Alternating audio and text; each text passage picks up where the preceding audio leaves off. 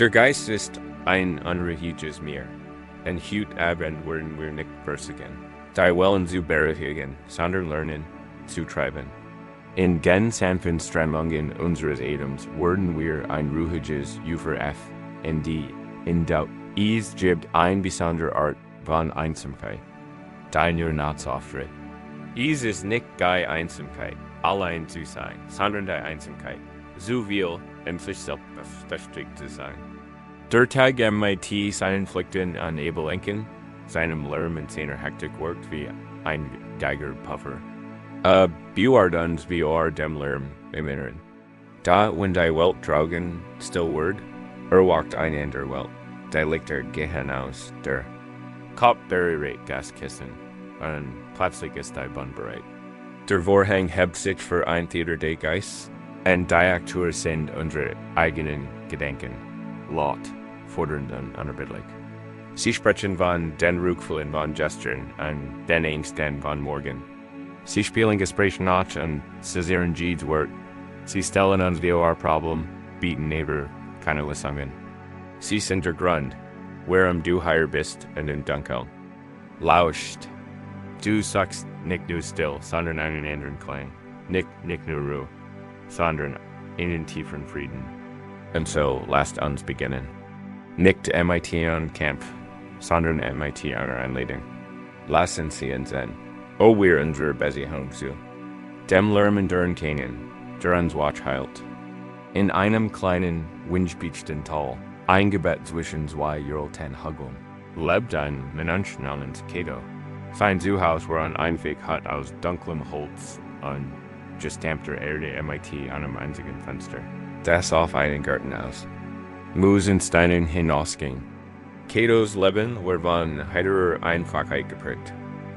Stand MIT der Sonne auf, kümmerte sich sein kleines Gemüsebeet, meditiert stundenlang, bis das Licht gedämpft wurde, und bereitet dann eine Mahlzeit zu. Seine Band waren seine kostbarste Zeit, sondiert einen einzelnen Kurs. Denn deren Flamme ein winziger Tanzender Stern in der hirnbrechenden Dunkelheit war, und sah mit einer Tastkredite und Spurt, wie sich die tief still die Tals in sein Nacken legt. Es war so tief still, als ob sie dem Klang der Erde selbst entsprach. Die mit DOCH eins Herbstes, als der Wind klitterte und die Nacht länger wurden, begann dies Geschütz still gestört zu werden. Gerade auf Keto sein friedlichs. Ritual begonnen hat, klopft es lies und sägerlich an seiner Tür. Als es das erstmal geschah, erschrecker.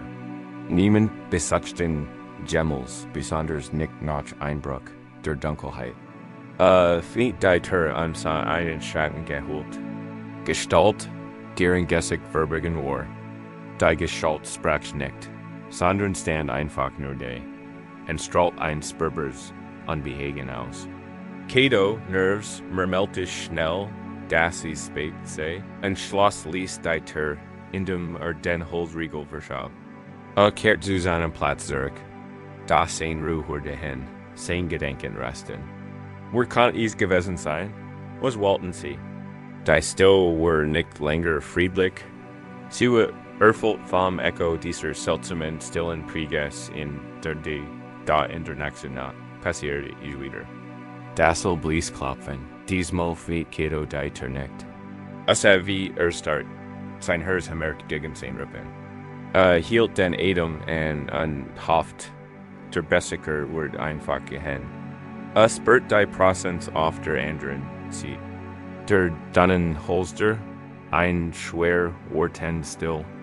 Nach einer gefühlten Juigkeit ließ das Gefühl nach. Keto atmet endlich aus. Dort den Rest des Abends verbrachte in höchster Alarmbereitschaft. Sein Ohren lauschen gespannt auf Jedes Nähren der Hut, Jedes Flüstern des Winds. Kann nicht eines CLFEN dort, so ging es ein Watchling weiter. Jed not, kam der Stillgast. Jed not, reverse Keto eine neue Strategie. Ignoriert das Klopfen. Verbarrikadiere die Tür MIT, seinem Meditationsgessen. Versichsoger, in der Hut laut Gergusch, zu machen, den Bessikers verscheuchen. Aber nichts funktioniert.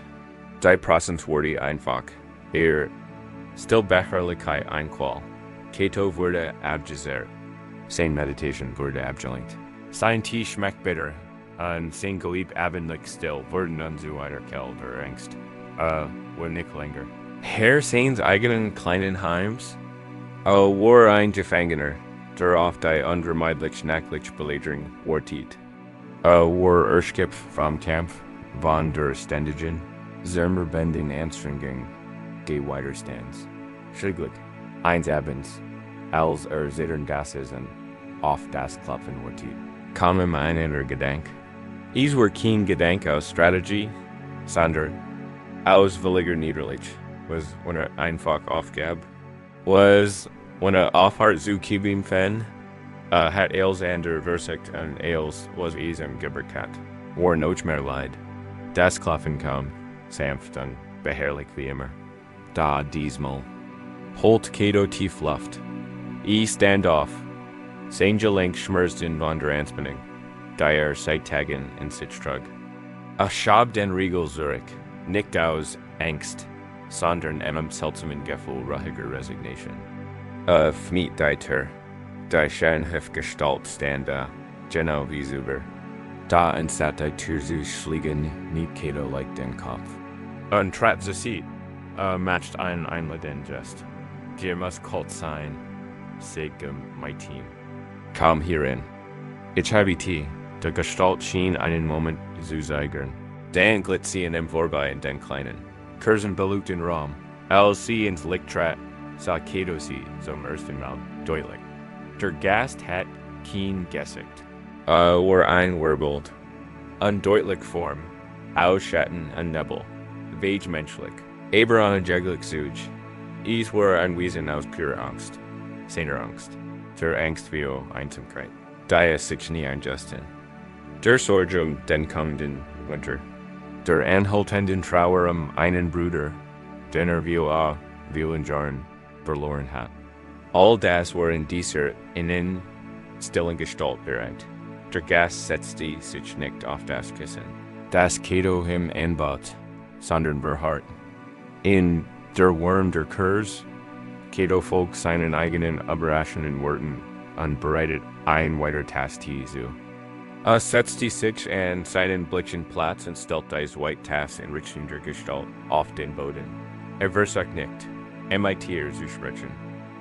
Fragt sie nicht, was sie wollt, oder warum sie hier war. Sah einfach bei hielt den kleinen Raum, das Kursenlicht und die still. Trank seinen Tee und etwas ganz bemerkenswertes geschah. Die Hut, die sich gerade noch so eingespannt und beläger eingefolgt hat, begann sich wieder friedlich anzufühlen. Die still war kein Gift der Angst mehr, sondern ein gemeinsamer. Raum stiller Kammerschaft. Der Gast blieb, aber seine Anwesenheit war keine Qual mehr. War einfach da. Keto sah langsam angebettenen Gast zusammen. Und als die Kurs herunterbrennen sah, bemerkte wie die Kontur in der Gestalt weicher wurden. Der Wirbel Nebel schien sich zu lichten, transparenter zu werden. Verschwand nicht, aber verschmolz. Lässt sich in der warmen, stillen Luft des Raums auf. Als die Kurs flackert und erlosch, wurde der Gast verschwunden. Keto sah in der Dunkelheit, nicht allein, sondern unversehrt. Das Klopfen kam nie wieder.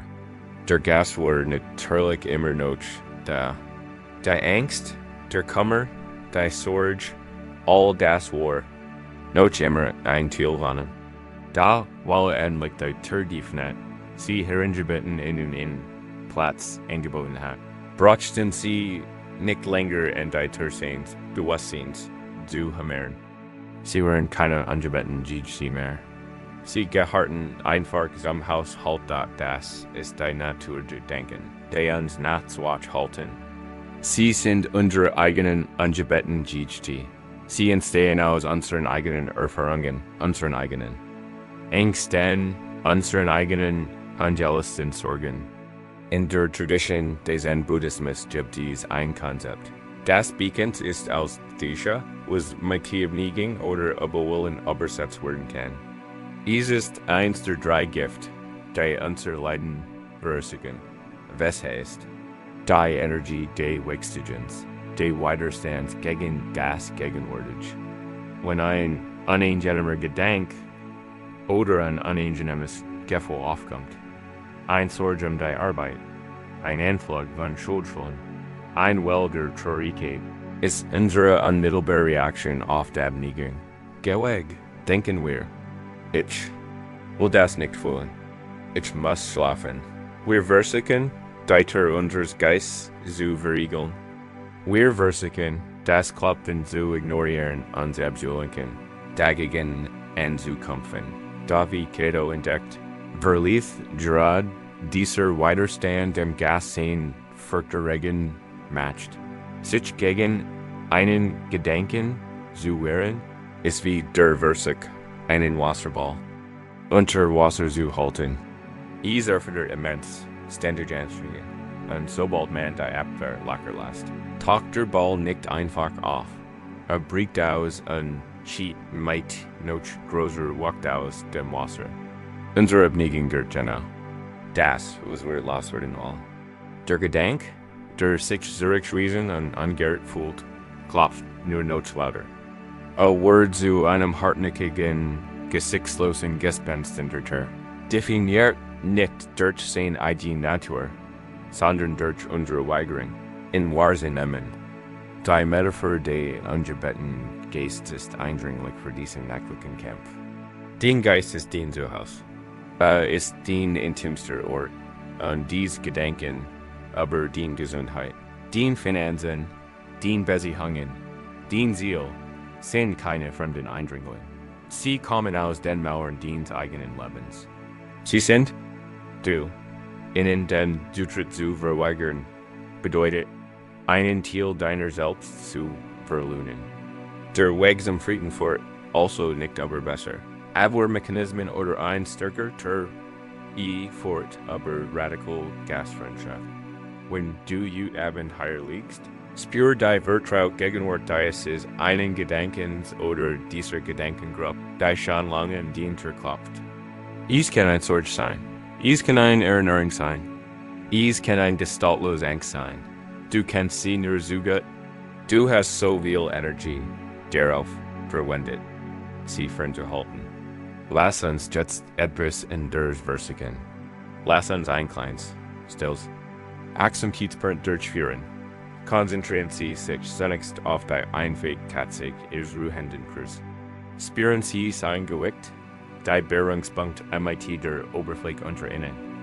Spüren Sie die Textur des Stoffs auf Ihrer Haut und dann spüren Sie die sanft, rhythmisch Beugung Ihres Atems. Das ließ Heben und Senken Ihrer Brust oder Ihres Bauches. Dies ist Ihr Kurs in der Haut. Dies ist der warm, bestendige Mittelpunkt Ihres DUAA Users.j ET2D. Unorganic Zusagen. Nimm einfach wahr, welcher Gast heute Abend angekommen ist. Welcher Gedank steht vor der Tür? Verurteile nicht. Analysiere nicht. Und vor allem, versig nicht, in verschwinden zu lassen. Nimm seine Anwesenheit einfach zur Kenntnis. Da bist du ja. Die Sorge das Morgenmeeting. Ich sehe dich. Hallo, nochmal. Erinnerung an das unangenehme Gespräch. Willkommen. Guten Abend. Ein leichtes Gefühl von Traurigkeit. Ich verstehe dich. Anstatt dich zu verkrampfen, versig dienen Kripper angesichts dieses Gedankens zu entspannen. Stell dir vor, du wirst Cato und stehst nicht aus Angst, sondern MIT mit der Resignation und einer neuen Weisheit auf. Du wirst die Tür öffnen. Stell dir vor, wie du das Schloss aufschließt. Sieh, wie die Tür aufschwingt. Und sieh den Gedanken nicht als Monster, sondern als mudden, hartnäckigen Reisenden. Als einen Teil von dir, der am regensten gelassen wurde. Führen Sie nun die radikal Tat aus. Bieten Sie ihm einen Platz an. Und der still Ihres Geist sagen, komm hierin, setz dich. du musst nicht sprechen. Du musst nicht gehen. Ruh dich einfach einmal hier bei mir aus. Sie stimmen dem Gedenken nicht zu. Sie bestätigen sein Katastrophe und vorherrsigen nicht. Sie bin einfach gen Kampf.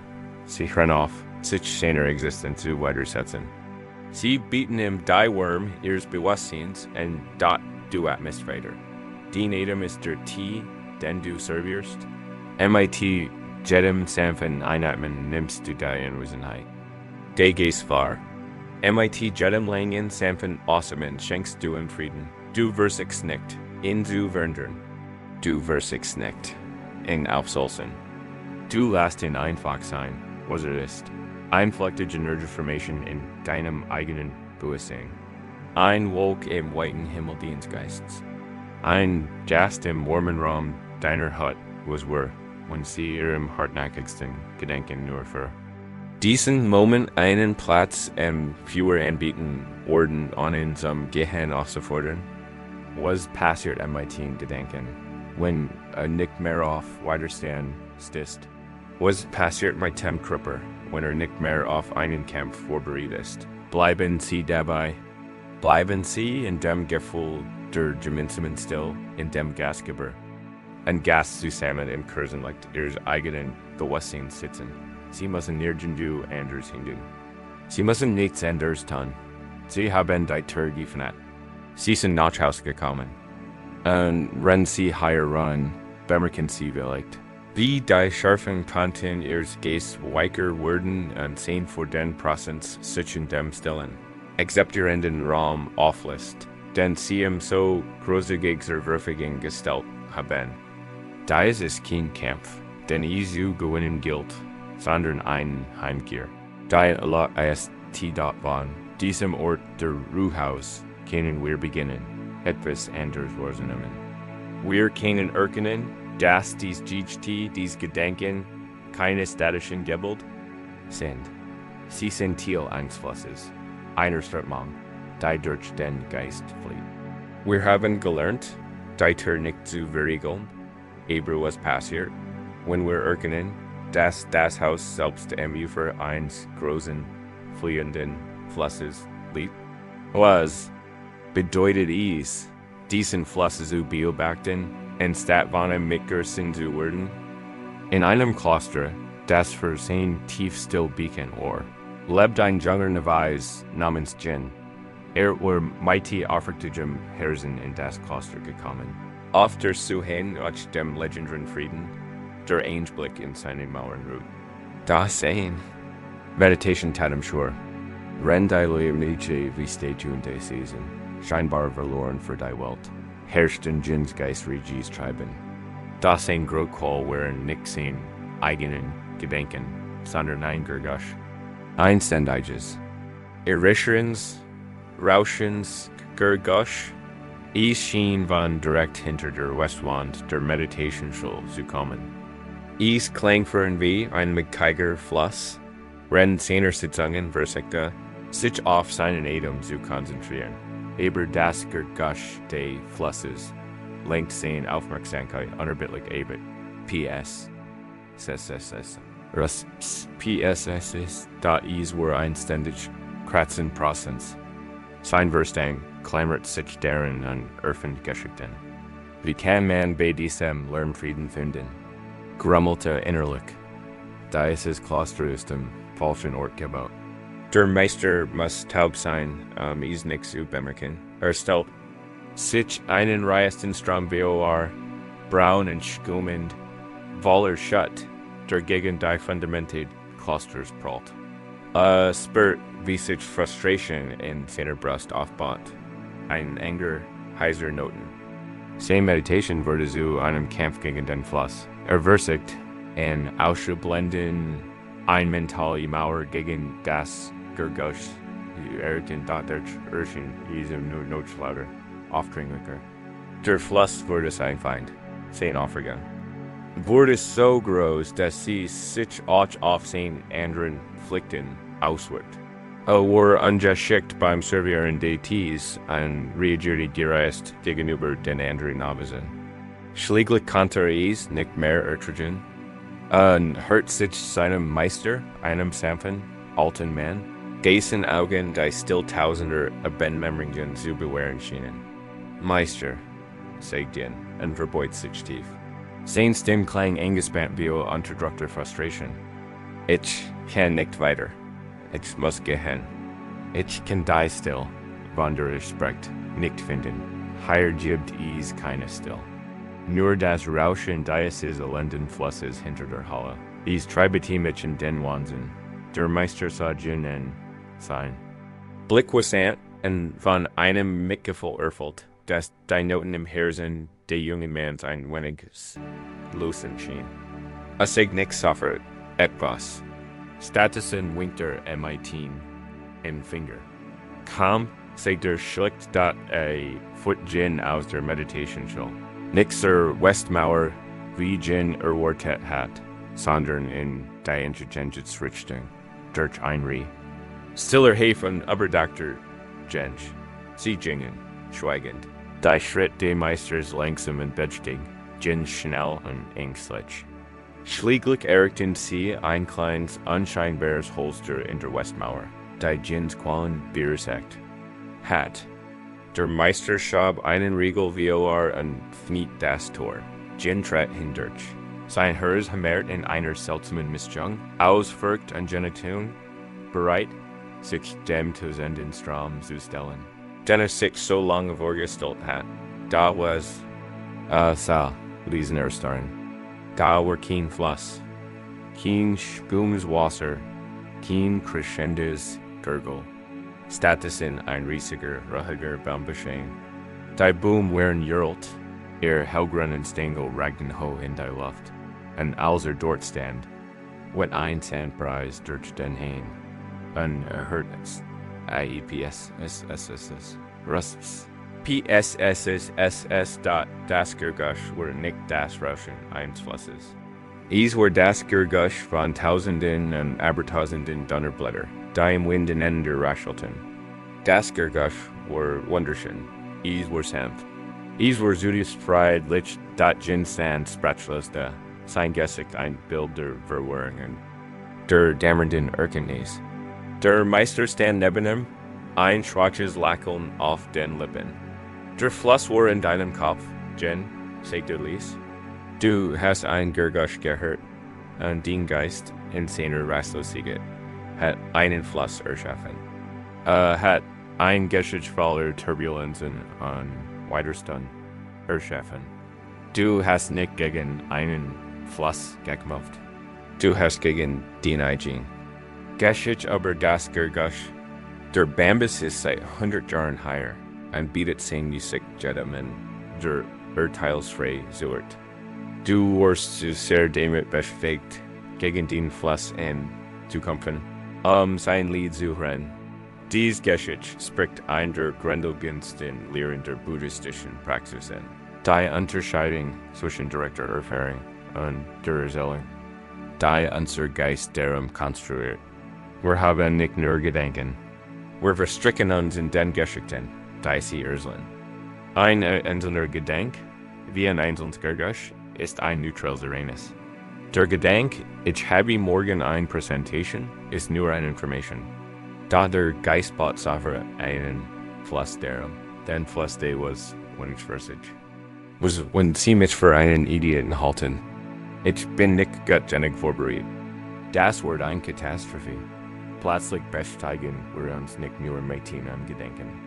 Wir ertrinken in einem reißenden Strom, den wir selbst geschaffen haben.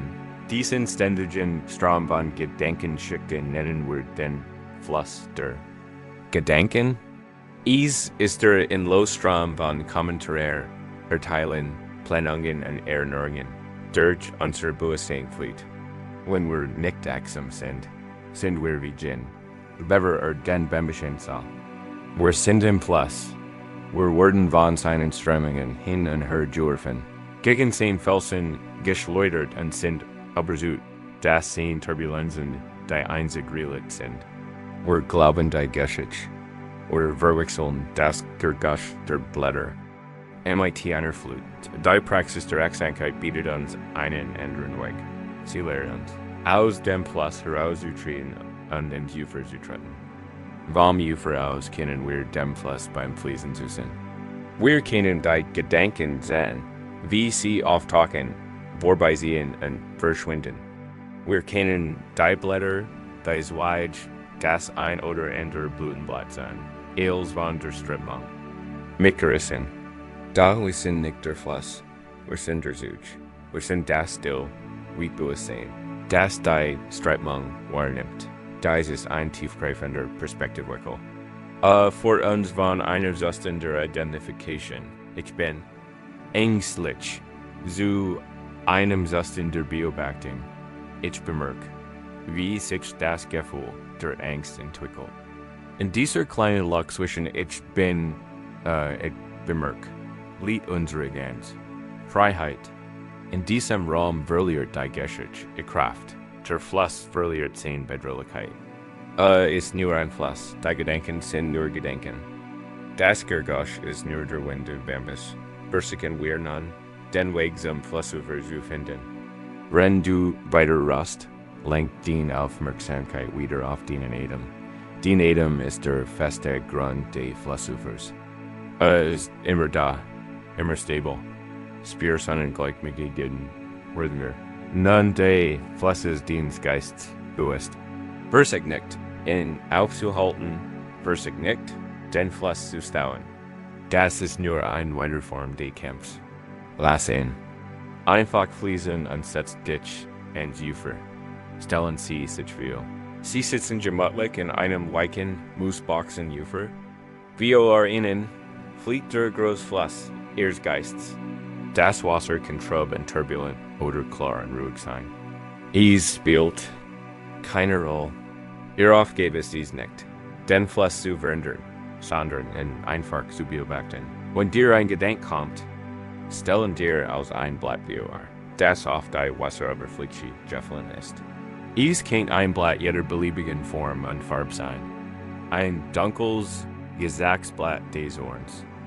Ein blasses Zitternsblatt der Angst. Ein Buntsblatt einer Glücklichen. Erinnerung. Ein schweres Wassertrinksblatt tiefen Bedauerns. Sie, wie es im Rand diens Blickfelds erscheint und in den Batch eintaucht. Die einzige Aufgabe ist es zu beobachten. Schau dem Blatt zu, wie es vorbeitritt. Du brauchst nicht danach zu greifen. Du musst nicht sein analysieren oder sein Abdurren sollen. Du musst ganz sicher nicht in den Fluss springen und Leben treiben. Du beobachtest einfach ein Sorgenblatt und du siehst ihm zu, wie es vorbeitritt. Da ist ein Planningsblatt und du siehst ihm zu, wie es weitertritt.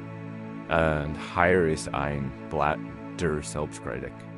Du nimmst diese Kenntnis und lässt es los. Da MANC, die Blätter sind sehr klebrig. Sie scheinen sich im Schilf im Ufer zu verfangen. Ein besonders schmerzhafte Erinnerung oder ein hartnäckiger Sorge können zurückbleiben. Das ist ganz natürlich. In diesem Fall jürgen wir uns nicht über das Blatt. Wir nehmen sein klebrige einfach MIT Sanford Neugier zur Kenntnis. Das hier möchte noch ein Weile bleiben. Und wir bleiben im Ufer sitzen. Unseren Standpunkt beibehalten. Wohl. Wir sind, dass die Strömung ist irgendwann samt lassen. Und weitertragen die eine Aufmerksamkeit wird schweifen. Auch das ist ganz natürlich. Du wirst feststellen, dass du, ohne es zu merken, in den Fluss gesprungen bist und nun flussabwärts treibst, völlig in ein Geschichte vertieft. Du bist nicht mehr im Ufer. Du bist das Blatt. Der Moment, in dem dir das bewusst wird, ist ein Moment pure Neid. Es ist ein Moment der Achtsamkeit. In diesem Moment führst du dich, ohne Selbstwurf, einfach und sanft zurück zum Flussufer. Du setzt dich wieder hin, spürst wieder den festen Boden deines Atems unter dir und nimmst den Beobachtung wieder auf. Jedes Mal, wenn du ins Ufer wirkst, stärkst du deinen Bewusstseinsmal, kannst du diesen Fluss fließen lassen, Anna springen en jedem blad auf seiner Ries folgen du müssen. Wie fühlt is sitzen, stiller gelassener Zuge. Dieser in losen Gedankenbreit zu sein, in stat oper ihres Flesses zu sein. Acht auf die Natur des Flesses, selbst. Acht darauf, dass es sich ständig verändert. Die Strömung wird schneller, dann langsamer. Das Wasser ist trub, dann klärt es sich auf. Kein einziger Gedanke, kein einziges Blatt bleibt für immer. Sie alle entstehen und vergehen. Das ist die Lehrwannenicke der Vergänglichkeit manifestiert. Unsere Gedanken sind nicht fest und ewig. Sie sind fluktuierendes. Da sie sind, wirklich zu fühlen, ist ein tief befreien. Der Fluss, der so bedrohlich schien, entpuppt sich als Nichtreiter, als ein harmloser, sich ständig verändernder Prozess. Das Gergusch, das wie ein Flug klingt, entpuppt sich als sanft Musik von Bambusbilder, wenn wir hier am Ufer sitzen. Bemerken wir vielleicht, dass manche vorbeitreibenden Blätter besonders schwer sind. Sie sind nicht nur flüchtig Gedanken des Tags. Sie sind alt, dicht und von Wasser durchtrinkt. Es sind die Blätter tiefen Bedauerns von gestern, alter Verletzungen, die wir jahrelang MIT und herumgetragen haben. Sie belassen die Strömung, und wir erkennen, dass es nicht reicht, sie einfach nur anzuschauen. Wir verspüren den Drang, sie aus dem Wasser zu sehen, sie zu untersuchen, sie mit zu tragen. Es sind die schweren Gegenstände, die Lasten der Vergänglichkeit, die auf den Grundstein unserer nächtlichen Unruhe bilden. Und sofort ans unsere Ries vom Flussufer zu dem Weg, den wir täglich gehen. Die den zu untersuchen, der wir mit uns tragen. In Zen-Krisen man sich immer wieder die Geschichte, zweier Monate auf einer langen Pilgerreise. Der ein war ein Lehrmensch namens Tenzin, dessen Begangen Fließen waren und dessen Geist von sanfter Weisheit geprüft war. Der andere war ein junger, ernsthafter Novice namens Anhand, der alle Klosterregel am leidenschaftlicher und strenger Hinge befolgt. Weg führt sie durch Dörfer und Wälder, über Berg und Ebenen. Eines Tages nach einem heftigen Regen war ihr Weg von einer dicken, tiefen Schlammlein versperrt. Am Rand dieser schlammigen Fläche stand eine Jungfrau in einem wunderschönen Seidenkimono. Sichtlich verzweifelt, dass sie den Weg nicht überqueren konnte, ohne ihre edlen Kleider zu ruinieren. Als Ananda die Frau sah, wand ihr den Blick. Ebi undieb sie in einem weiten Wagen, wobei vorsichtig durch den Schlammband. Die Klosterregel waren eindeutig. Ein Mensch dürfte eine Frau wieder berühren, not sich mit ihr unterhalten. Erreicht die andere Seat, putzt sorgfältig sein Sandeln an Wortief auf seinen Meister. Empfand einen kleinen selbstgerechten Stolz auf seine Disziplin. Tenzin Jedek ging einfach auf die Jungfrau zu. Es sah not, nahm sie wortlos in die Arme, trug sie über den Schlamm und setzte sie sanft auf dem trockenen Boden ab. Sie verbeugte sich dankbar wie und verbeugte sich ebenfalls. Dann setzte seinen Weg fort, sein Schritt so leicht und unbeschwert wie A&G. Ananda war sprachlos. Beeilt sich seinen Meister einzuholen, rennt in seinen Gedanken ein stürmischer Strom tat. Empört. Sein Meister, ein Lehrmensch, hat eine grundlegende Regel gebrochen. Hat eine Frau nicht nur berührt, sondern sie. Noch in seinen Armen gehalten. Die nächsten Meilen marschierte Ananda in wartendem Schweigen. Immer wieder spielte die Schien in Gedanken ab. War fast reddender Verrodling. Spurt die Laster übertreten, seines Meisters, als war sein Eigen, der schon Nachmittag der Vogelgesang in den Bäumen, das Gefühl der Sonne auf seiner Haut, all das war verloren. Seine Gedanken waren erfüllt von dem Schlamm, der Frau und der Geberschen Regel, als sie schicklich ihre Unterkunft für den Abend hörten. Konnte Ananda seine Aufregung nicht länger zurückhalten. Platzte heraus. Meister, wie konntet ihr nur? Is ist uns verboten, uns Frauen zu hören, geschweige denn sie zu berühren. Das ist ein schwerer Verstoß gegen unsere Jugend. Warum habt ihr das getan? Tenzin sah seinen jungen Schüler in seinen Augen voller tiefem, traurigem Mitgefühl.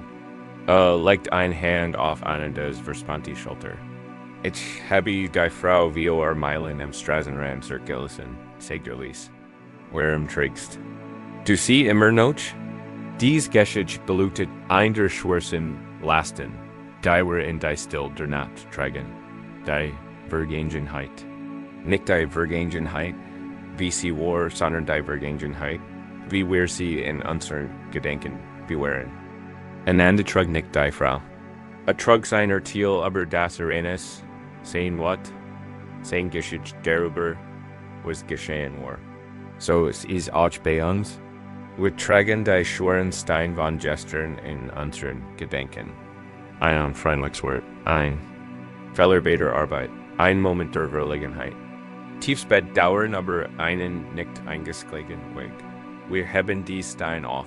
Spüren Gewicht, untersuchen scharfen Kanten und stecken sie dann, anstatt sie auf dem Weg liegen. Zu lassen, wo wir sie gefunden haben. In unserer TASCE in den Abends, wenn wir uns zur Ruhe legen, oder der Last unerträglich, die still Dezembers gibt uns den Raum, sie hervorzuholen und noch einmal zu betrachten. Wir polieren sie, mighty unserem Grubbeln, wir spüren ihr Vertraut, schmerzlich schwer, und wir fragen uns, warum wir keinen Frieden finden. Wir versuchen, in einem Bett voller Stein zu schlafen. Die Zen-Trail-Metaphor ist hier einfach und direkt. Die Schorenstein in unseren Taschen. Jedes Davin ist ein Stück Vergangenheit, das wir nicht loslassen wollten. Ein Kummer, ein Schuld, ein Scham, ein Anhaftung. Wir glauben, dass wir, indem wir sie tragen und sie ständig hinterfragen, irgendwie daraus lernen oder uns selbst schützen. Da meistens würdigen wir einfach unser eigenes Leiden.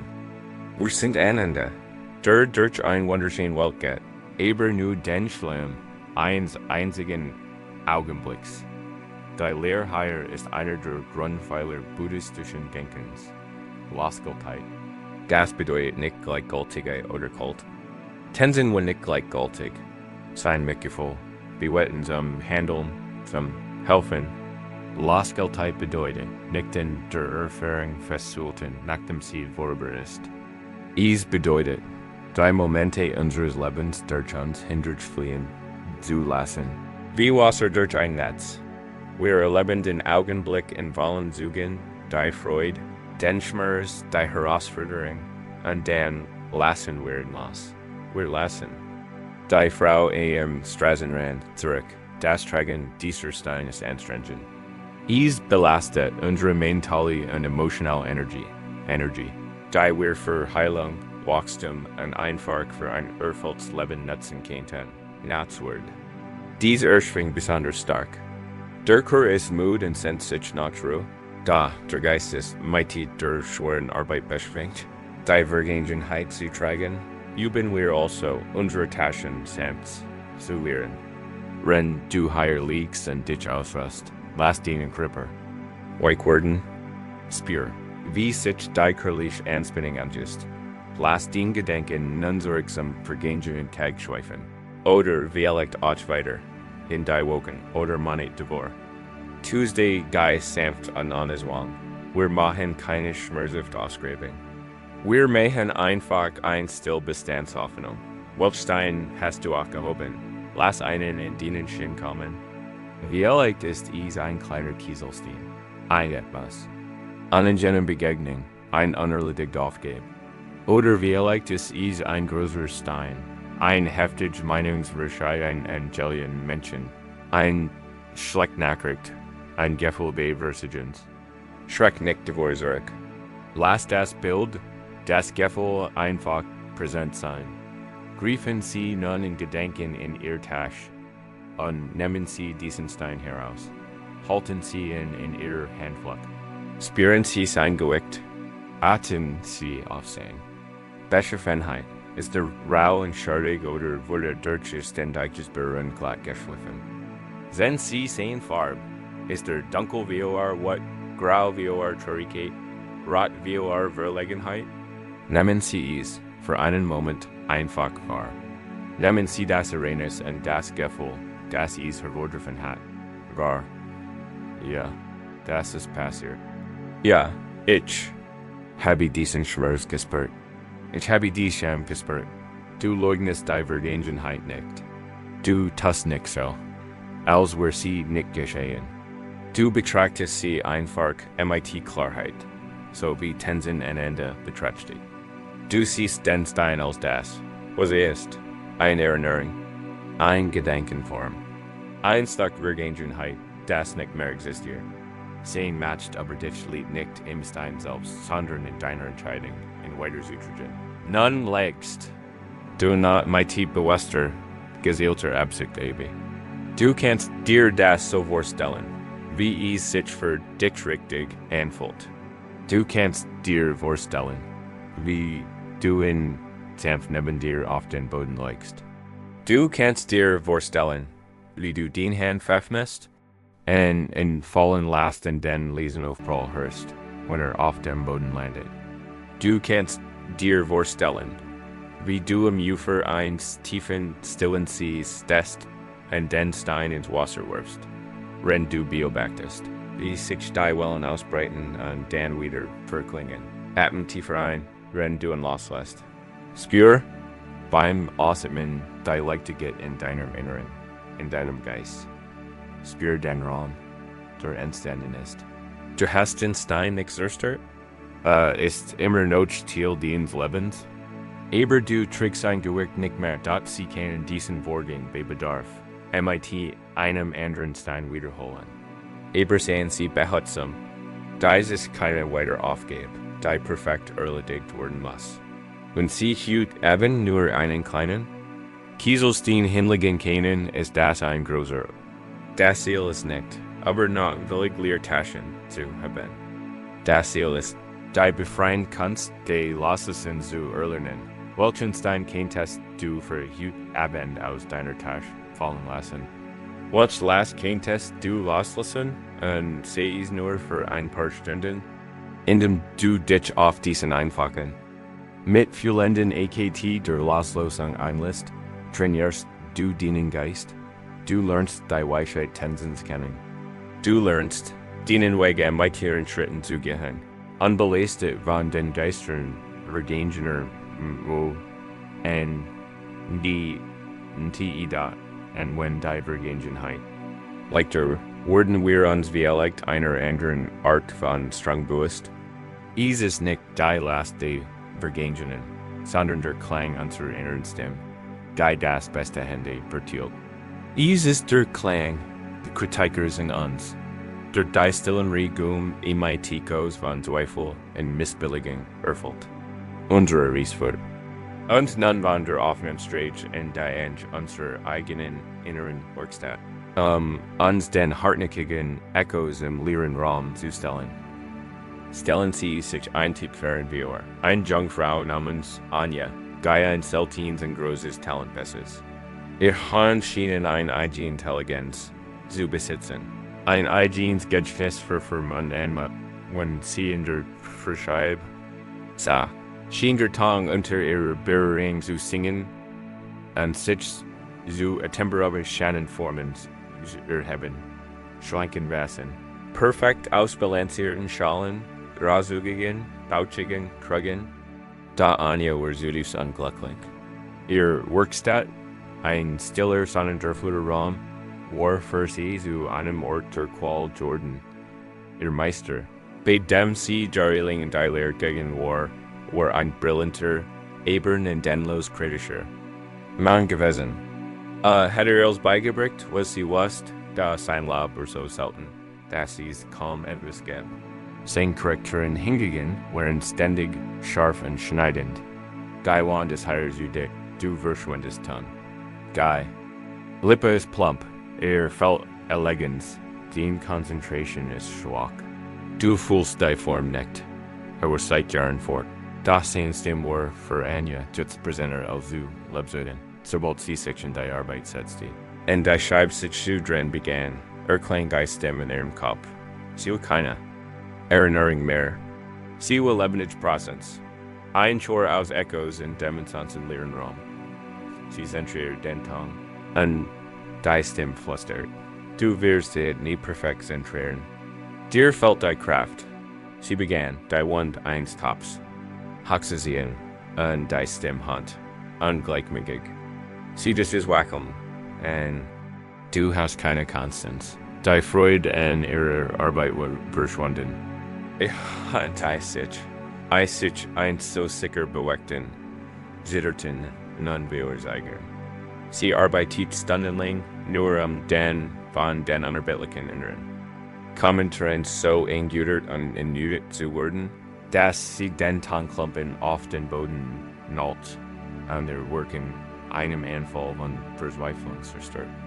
Der Raum war erfüllt von den Geistern hauptsächlicher Typie, Denkler ihres eigenen vermeintlichen Versagens. Die still, die sie für Kunst bracht, war verdorben. Sie was am Resonanzboden ihres inneren Kritikers durch. Eines Abends, nach einem besonders anstrengenden Tag im Kampf gegen die Stimme, sah sie weinend inmitten der Trümmer ihrer Arbeit. Eine alte Frau aus dem Dorf, die oft Anjas Tipi kauft und die Legend des grausamen Meisters kennt, kam zur Werkstätte. Sie sah die Tränen, die zerstörten Tipi und den Ausdruck völliger Niederlage auf Anjas Gesicht. Sie sprach keine Wort der Trostes oder der Ermutigung. Sie sagt Anja nicht, dass die Stimme falsch war oder dass ihre Arbeit wunderschön war. Stattdessen nahm sie einen frischen Klumpen Kohlen, Hutentongs. Sie legten Bio Anja auf die Verscheibe und tauchte dann Anjas Hand in einen Eimer mit kaltem Wasser. Vergiss den Topf, sagt die alte Frau Lies. Vergiss die Stimme, vergiss den Meister. Vergesst dies nur das Heier. Voll das Heier. Sie führt Anjas Nashand zum Tong.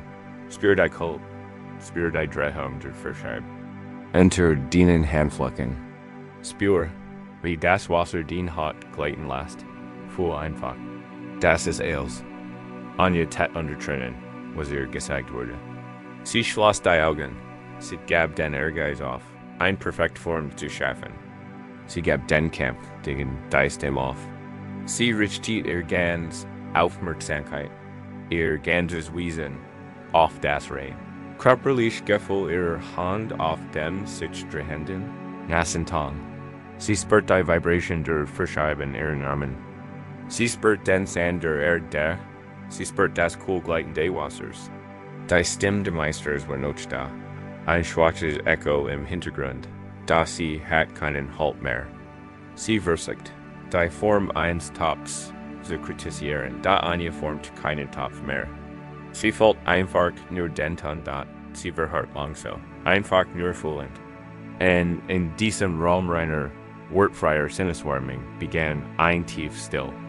Der Bluen, der angespannte, schmerzhafte Noten in ihrer Brust, erlöste sich. Ein Funk der alten Freude, der einfachen Liebe am Materiellen, kehrt zurück. Die Stimme wurde nicht verstummt, aber sie hat ihr Publikum verloren.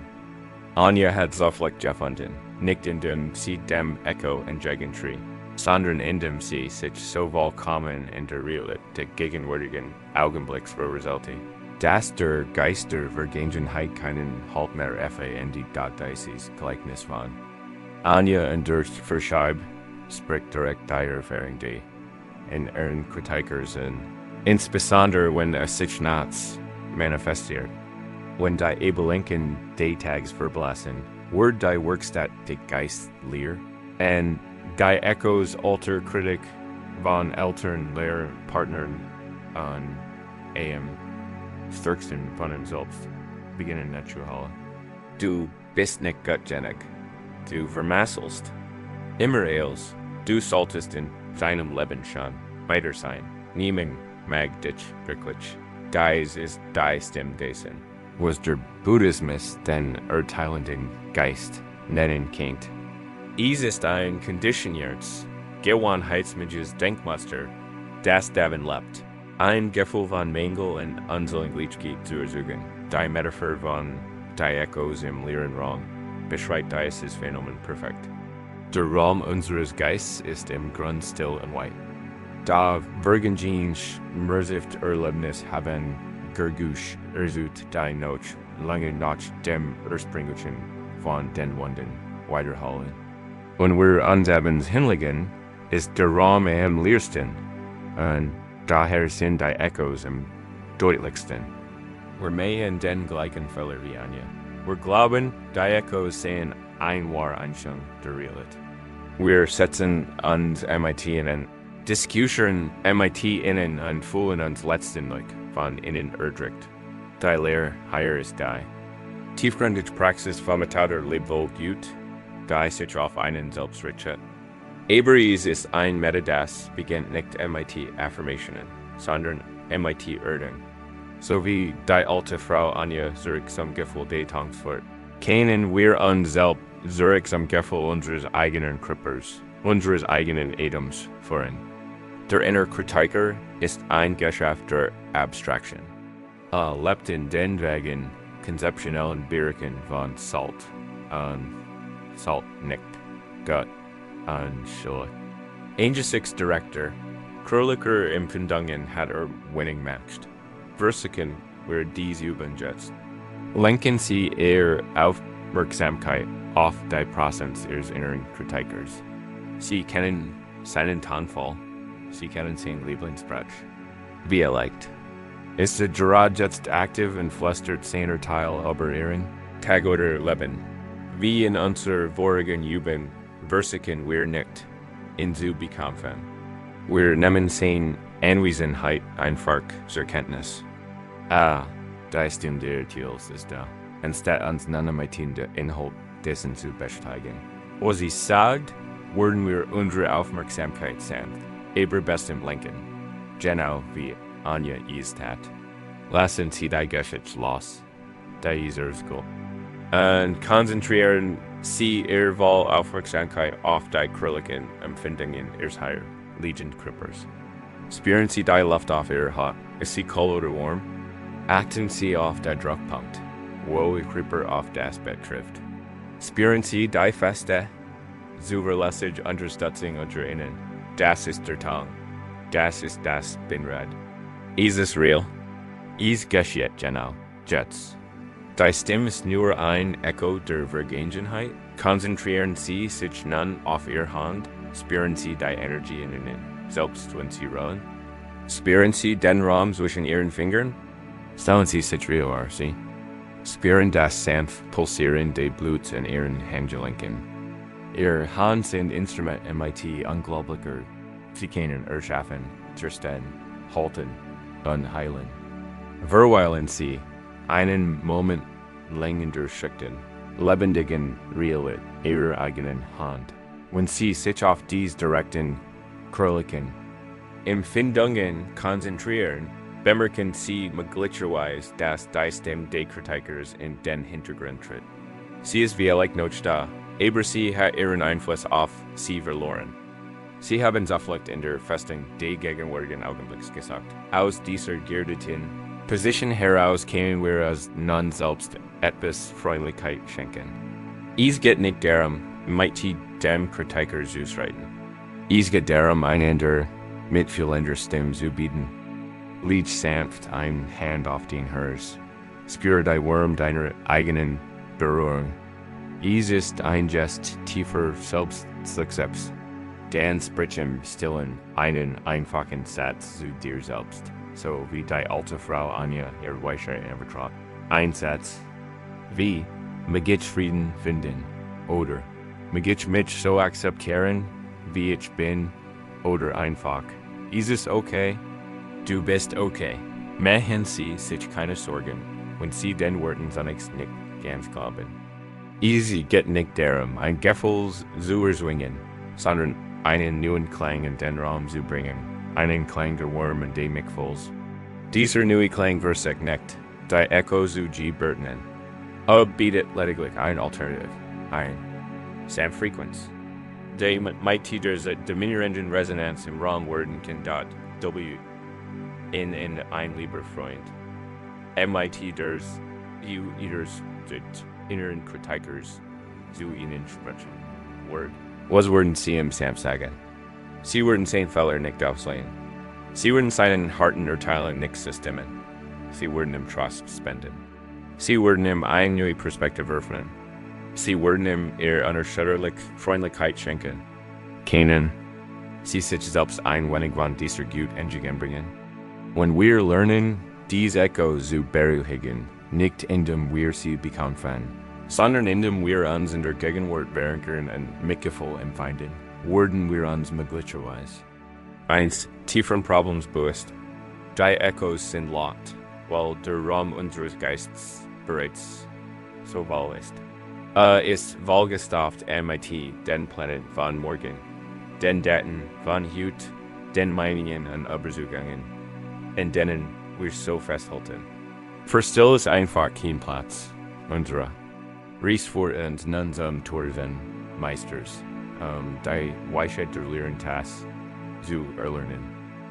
Es gibt ein legendär Zen-Geschichte über einen Universitätsprofessor, einen Mann von großer Gelehrsamkeit und Elektromanzern, der beschloss, einen solchen den Meister aufzusuchen, und über das Wesen der Ehrlichkeit zu befragen. Wie täglich lang reist sein Geist wird erfüllt von den komplexen Fragen, die stellen wollte. Erreicht die schlicht einsiedelei der Meisters. Wurde willkommen geheigen, und die beiden setzten sich zum Tee zusammen. Der Professor begann sofort zu sprechen. Sprach über die Bücher, die gelesen hat, über die Sutras, die studiert hat, über die verschiedenen philosophischen Schulen und ihre unterschiedlichen Ansichten über Lehre. Präsentiert sein umfassendes Wissen wie ein Fall, der sein Geführte sieht, und erfüllt den kleinen Raum MIT. Seinen Theorien, seinen Konzepten und seinen Meinungen. Die Zen-Meisterin, eine Frau namens Shanti, hört geduldig zu. Ihr Gesicht ruhig und unterzogen, rennt sie mit sorgfältiger, gelassener und mit den Tee zubereit. Als der Tee fertig war, nahm Shanti die Tasse des Professors und begann, ein zu schenken. Der Professor hielt einen Moment in und beobachtete, wie die duftend, dämpfend, flüssige sein Tasse wollte. Sie reicht bis zum Rand, doch Shanti hört nicht auf einzuschenken. Der Tee lief über den Rand und der Tassenwand herunter und auf die Untertasse.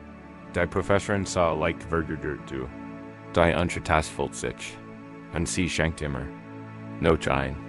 Der Tee lief nun über die Untertasse und goss sich auf den Holztisch und bildete ein dunkel, sich ausbreitend Futz.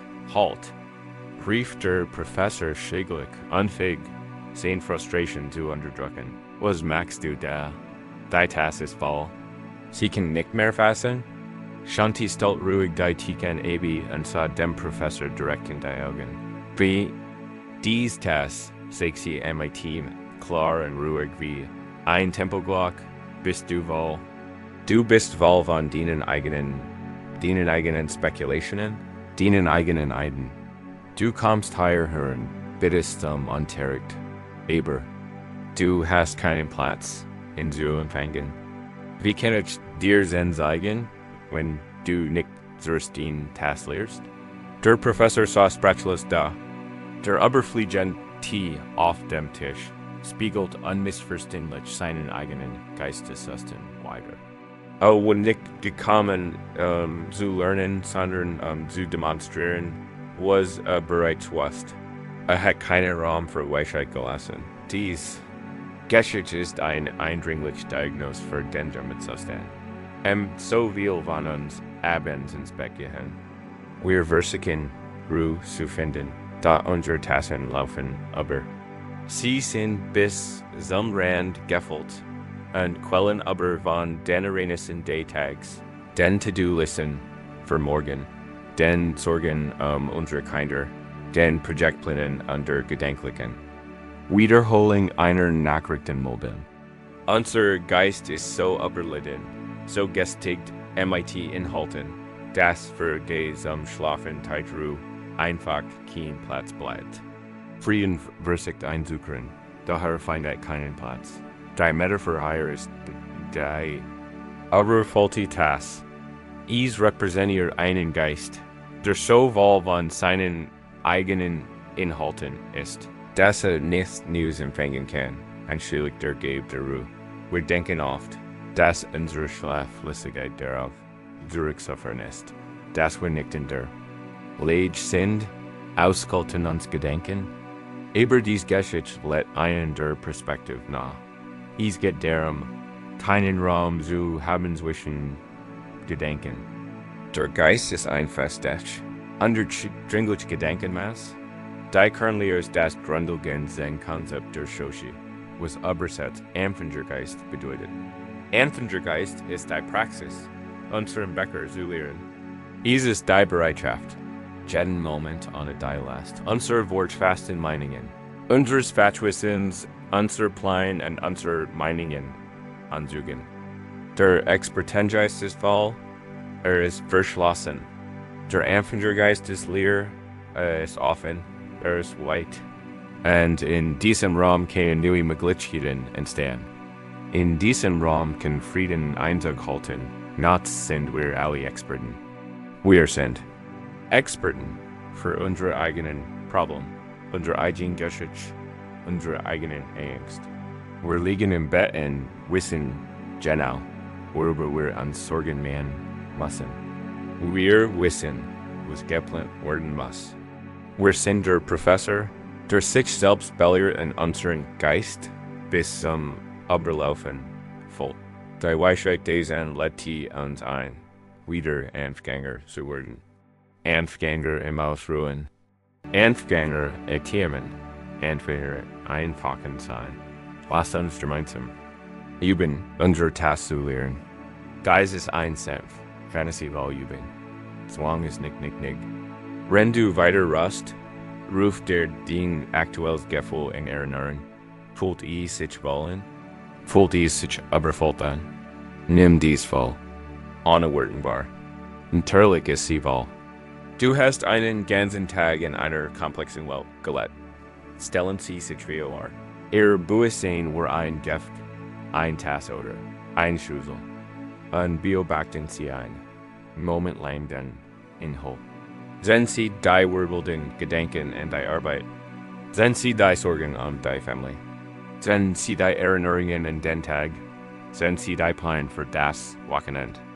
Nehmen Sie einfach alles wahr, wie der Professor der Zusiet, wie der T eindeschend, durch IRD.JET tiden wir es sind zu lehren. Stell dir vor, du könntest dieses Gift des Dienstgeists nur leicht kippen. Und lass etwas von seinem Inhalt herausfliegen. Lass den Drangensten unmittelbar sein Gedenken, das du fühlst, muss find dies jetzt heraus. Lass es als über den Rand laufen. Sieh so, wie es abfliegt. Du just dies nicht. Du wirst es nicht für immer. Du legst dies einfach für deine nehmende Tasse. Du kannst dies morgen früh immer noch aufheben, wenn du willst. Aber lass es jetzt erst einmal los. Atmen Sie durch. Spüren Sie den kleinen Raum, der entstanden ist. Kippen Sie die Tasse nun noch ein wenig weiter. Lassen Sie die Erinnerung und das Gespräch vom Nachmittag herausbrüdeln. Lassen Sie die mentale Checklist für morgen ablaufen. Lassen Sie den Jürger, den Sie im Verkehr empfunden haben, auf den Boden fallen. Lassen Sie es los. Beobachten Sie, wie der Gedankenstrom aus der Tasse flieht und immer mehr Raum hinterlässt.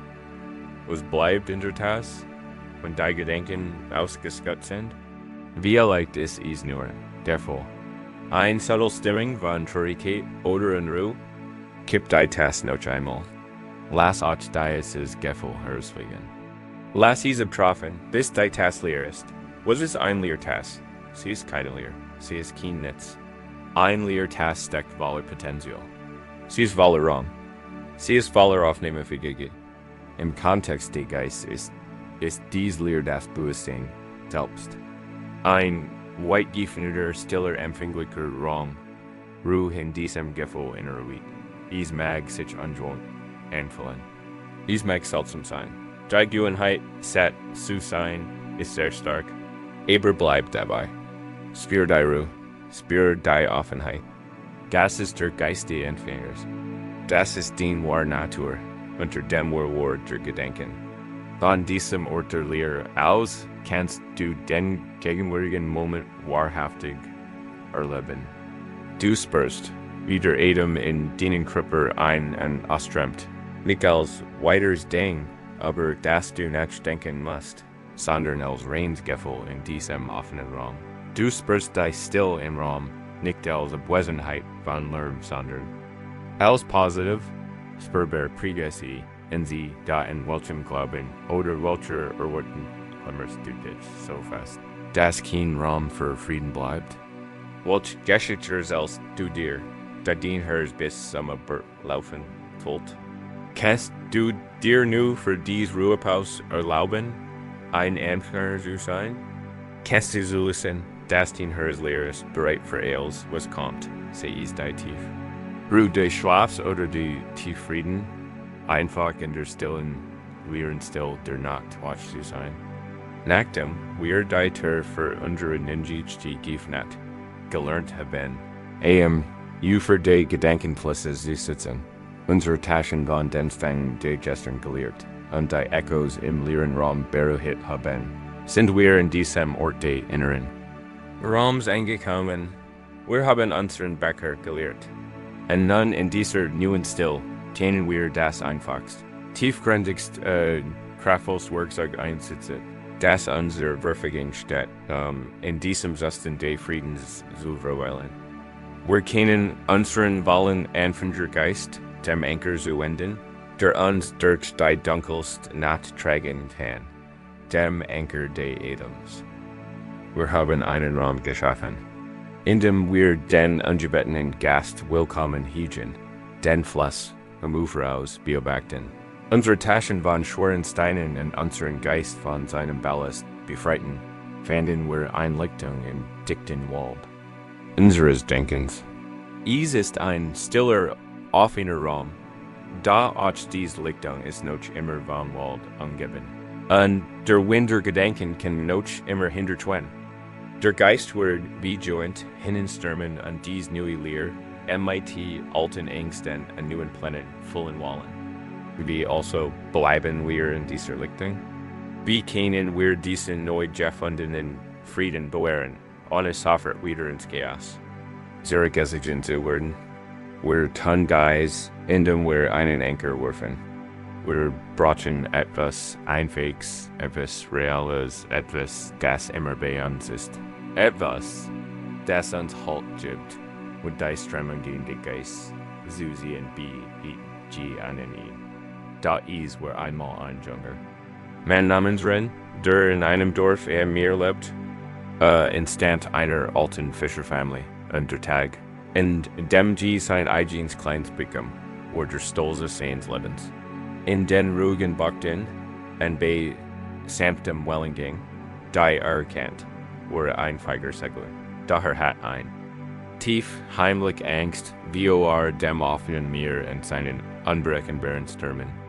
Von den Laternenfischern hat Geschichten über Hausschau, Wellen und Wind gehört, die einen Maß aus der Fassung regen konnten. Diese Geschichten geisterten in seinem Kopf fort wie ein ständig unterschwellig, Angst, alter, Pensionierter. Fischer namens Jinpachi, der 60 Jahre auf dem Wasser verbracht hat, bemerkt Rens Angst. Sah, wie Ren ständig den Horizont abseckt und bei einer plötzlichen Wind zusammenzuckt. Eines Tages bat Jinpachi Ren, in ein tiefer Gewässer hinauszufahren, und versprach, ihm einen Ort zu zeigen, in dem es reichlich Fisch gab. Ren sichert, da sein Respekt für dem alten Mann überwog seine Angst. Sie segelten weiter hinaus. Als Ren über, die Kost wurde zu einem dünnen, verschwommenen Streifen. Das Wasser unter ihnen tiefblauen Geheimnisvoll. Rennt Hand am Ruder waren Klamm. In seinem Kopf wirbelten die Gedanken umher. Was, wenn der Motor ausfällt? Was, wenn Nebel aufzieht? Was, wenn die Geschichten wahr sind? Wie von seinen Ängsten getrieben, verfinstert sich der Himmel. Der Wind frischt auf, und das Meer, das noch eine Stunde zuvor ruhig gewesen, begann sich zu heben und zu wölben. Das kleine Boot begann in den wachsenden Wellen zu schwanken. Kalte Scarf Panik fast Renzers, sein Atem wurde flatsch, sein Gedanken chaotisch, verlor die Kontrolle. Das Boot folgt sich wie ein Spielzeug, das einem Riesen ausgeliefert war. Jinpachi hingegen war ein Bild der Ruhe. Sah ruhig im Boot. Sein Gesicht entspannt, sein Blick wachsam, aber gelassen. Sah die Angst in Rens Augen. Rief keine Anweisungen zu den Segeln oder der Pin. Du tät einfach auf den Bug des Boots, wo der Schweranker einer dicken, aufgerollten Kette befestigt war. Der Sturm ist in dir, Ren, mehr als auf dem Meer, sagt Jinpachi mit Tiefe. Klare Stimme über dem aufkommenden Wind. Du versuchst gegen den ganzen Ozean anzukämpfen. Das kannst du nicht. Niemand kann das. Aber du kannst den mitfinden. Auf die Wellen zu schauen. Schau auf die Ankerkette. Verwurzelt Ren, was ihm gesagt wurde. Sein Blick blieb in den schweren, dunklen Gliedern der Kette hängen. Jetzt leg den Hand darauf, weist Jinpachi an. Ren kroch vorsichtig zum Bug und leg seine zitternde Hand auf das kalte, feste Metall der Kette. Spür sein Gewicht, sagt der alte Mann. Spür sein still. Dieser Anker ist den ruhiges Hers. A Wort von den Wellen nicht geweckt. Schwör. Ist real, dann sagt Jinpachi. Ich möchte, dass du nur eins tust. Spür den Rhythmus meines Atems und pass dich ihm an. Der alte Mann begann. Langsam, tief und bewusst zu himmen. Langsam durch die Nase einatmen, langsam durch den Mund ausatmen. Ein und aus. Ein und aus. Wise Ren und das ein und ausatmen. Eating heben und senken die Boots auf den Wellen absystemen.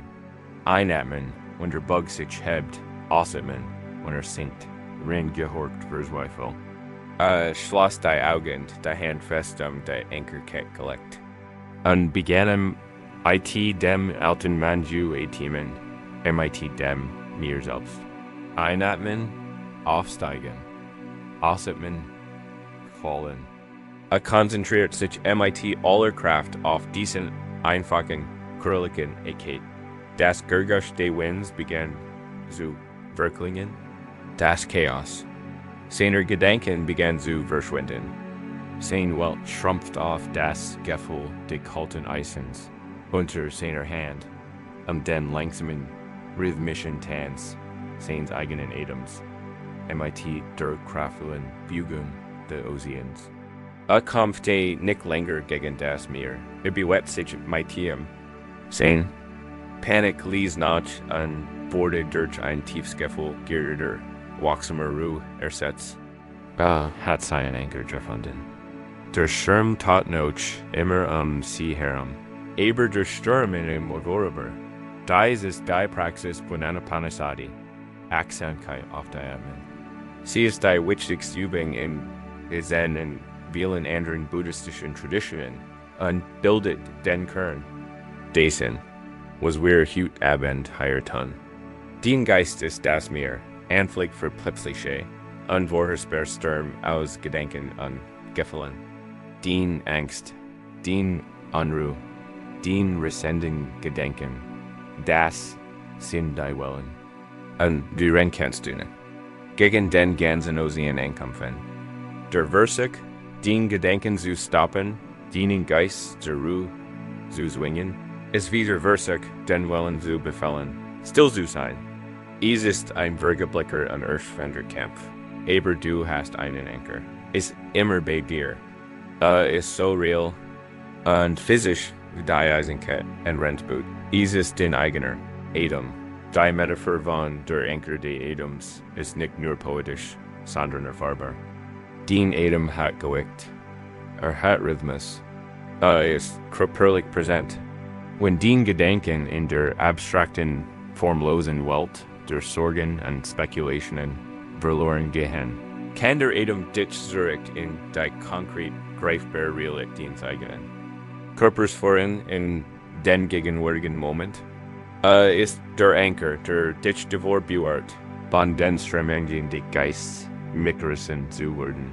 Lassen Sie uns jetzt gemeinsam diesen Anker werfen. Betrachten wir diese Praxis nicht als eine Aufgabe, sondern als einen AKT für Selbstversorgung, als eine Heimkehr. Finden Sie eine bequeme Position, in der sich Ihr Körper gestützt fühlt und die Spannungen lassen. Konzentrieren Sie sich auf Ihren Atem, wandern Sie ihn nicht. Erzwingen Sie ihn nicht. Beobachten Sie ihn einfach einen Moment lang, als wären Sie ein Wissenschaftler, der ihn zum ersten Mal entdeckt.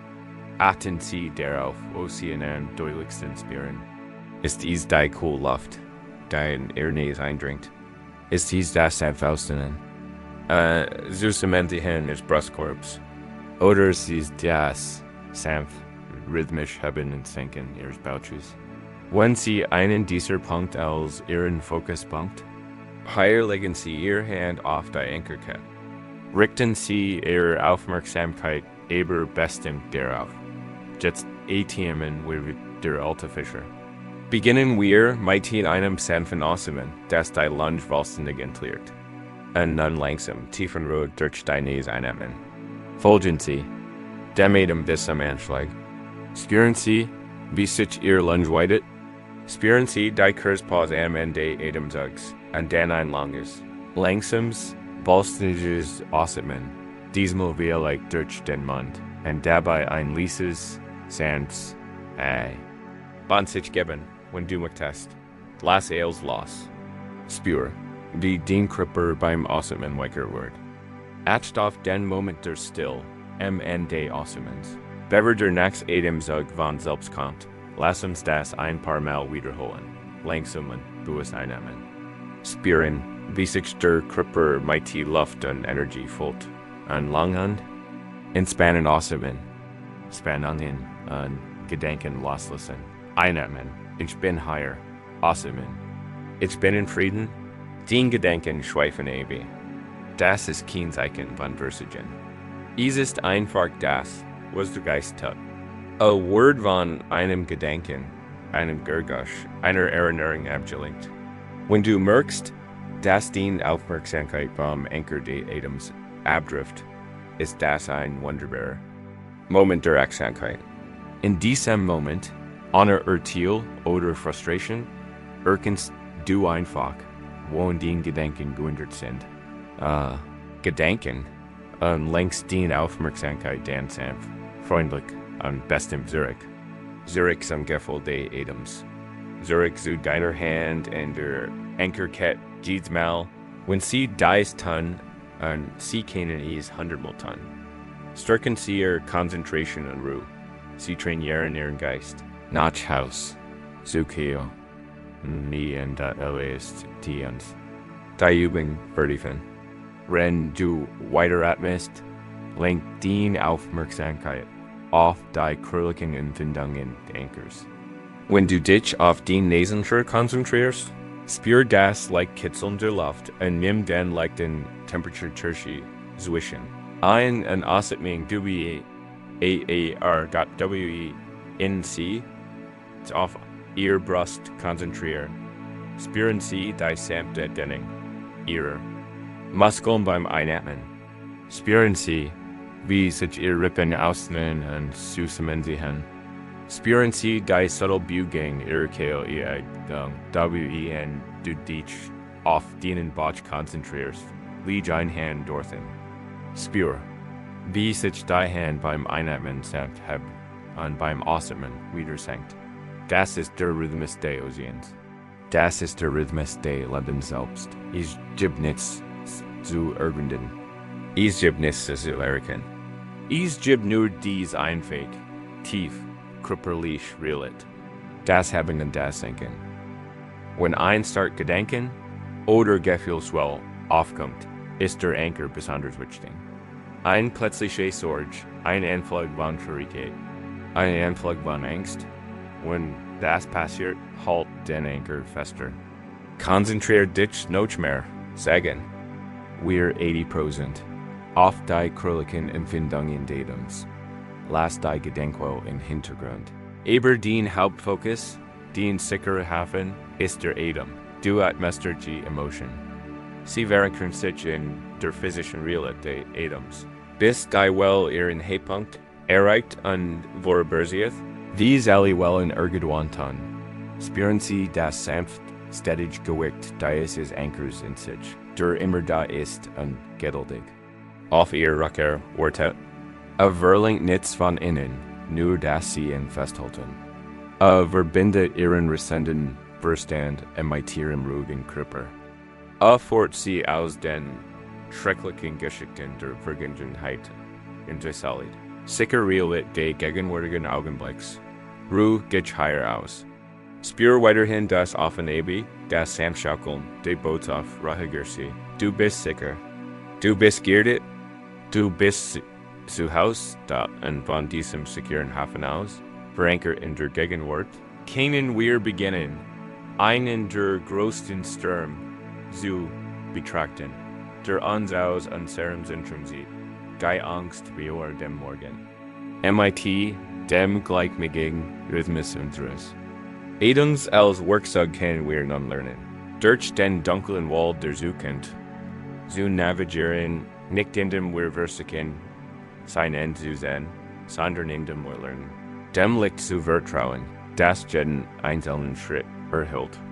Ich gebe die Geschichte eines jungen Kaufmanns, der ein gefährliches Reis antreten lässt.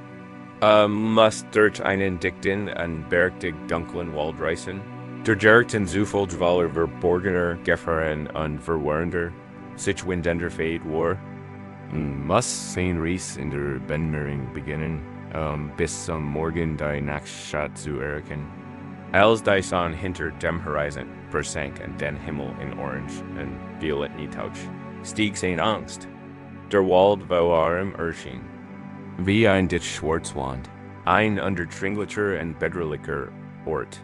Stand im Rand des Weges, gelmt wie Angst vor dem Unbekannten. Ali was während Gedanken seiner Reis drängten sich ihm in den Kopf. Was when sich verriet, was when stolpert und fiel, was when wild Tier und Schatten lauerten, versigt den gesamten Weg bis zur anderen Seite. Loslassen, da sah nur Dunkelheit. Render zittern das denn, kaum ein alter Monarch, der in einer kleinen Einzelei in der Nähe lebt. MIT einer kleinen, schlichten Paperlittern offen zu. Deren flackert ein einzelnen Kurs und verbreitet ein Worms, Sams Licht. Der Mönch sah den Schrecken im Gesicht des jungen Kaufmanns. Sie scheinen beunruhigt zu sein. Mein Freund, sagt der Mönch, und seins dem was so sanft wie. Das Schwinden Licht, ja, Herr, antwortet der Kaufmann mit die zitternder Stimme. Ich muss diesen Wald vor Sonnenaufgang durchqueren, aber ich kann den Weg nicht sehen. Die Dunkelheit ist zu groß. Ich habe Angst vor dem, was vor mir liegt. Und was ich nicht sehen kann, der Mönch lächelte, ein Sams Wissenslächeln. Hielt dem Händler die Laternen hin. Sie wird dir nicht den ganzen Wald erleuchten, sagt der Mönch. Sie wird dir nicht die Schau auf der anderen Seite sagen. Sie wird dir nicht alle Wendungen und Kurven offenbaren, die wir dir liegen. Der Kaufmann betrachtete die kleinen Laternen mit Gefühl der Verzweiflung. Sie schien für dies joltige und bedrohliche Dunkelheit völlig unzureichend. Aber vor der Mönch fort, eins wird sie tun, und zwar perfekt. Sie wird dir immer in einer Ausnahme den nächsten Schritt wir dir erleuchten. Solange du siehst, wohin du den nächsten Fuß setzen musst, kannst du den ganzen Weg gehen. Mach dir keine Sorgen, den hundertsten oder tausendsten Schritt. Kümmere dich nur diesen einen. Mach diesen einen Schritt, denn dir das Licht gesieht. And when du in getting hast, were die Lehren mighty dir gegen sein and dir den Nachsen zeigen. So gehst du durch die Dunkelheit, der Kaufmann im die Lehren. Blickt hinter und sah den Boden direkt wie seinen Fühlen. Gedacht in Sams goldens Licht. Sah einen Stein, dem ausweichen musst. Ein Wurzel, aber der stiegen musst. Matcht einen Schritt, und genau wie der Mensch gesagt hat, bewett sich der Lichtkreis mightium, und entdult den nächsten sicheren Standplatz. Matcht noch einen Schritt, und noch einen. Dreht sich, und verbeut sich vor dem Mensch. Sein Herz war nun nicht mehr von Angst erfüllt, sondern von stiller, konzentrierter Entschlossenheit. Wandte sich wieder dem Wald zu, darum nicht mehr wie ein bedrohliche Mauer erschien, sondern einfach ein Ort, den man Schritt für Schritt durchtreten musst. Dies geschieht direkt die Natur einer bestimmten, artnachlicher Angst und der Angst wie der Zukunft. Nachts, in der Still, verwandelt sich unser Geist in einen riesigen, dunklen Wald.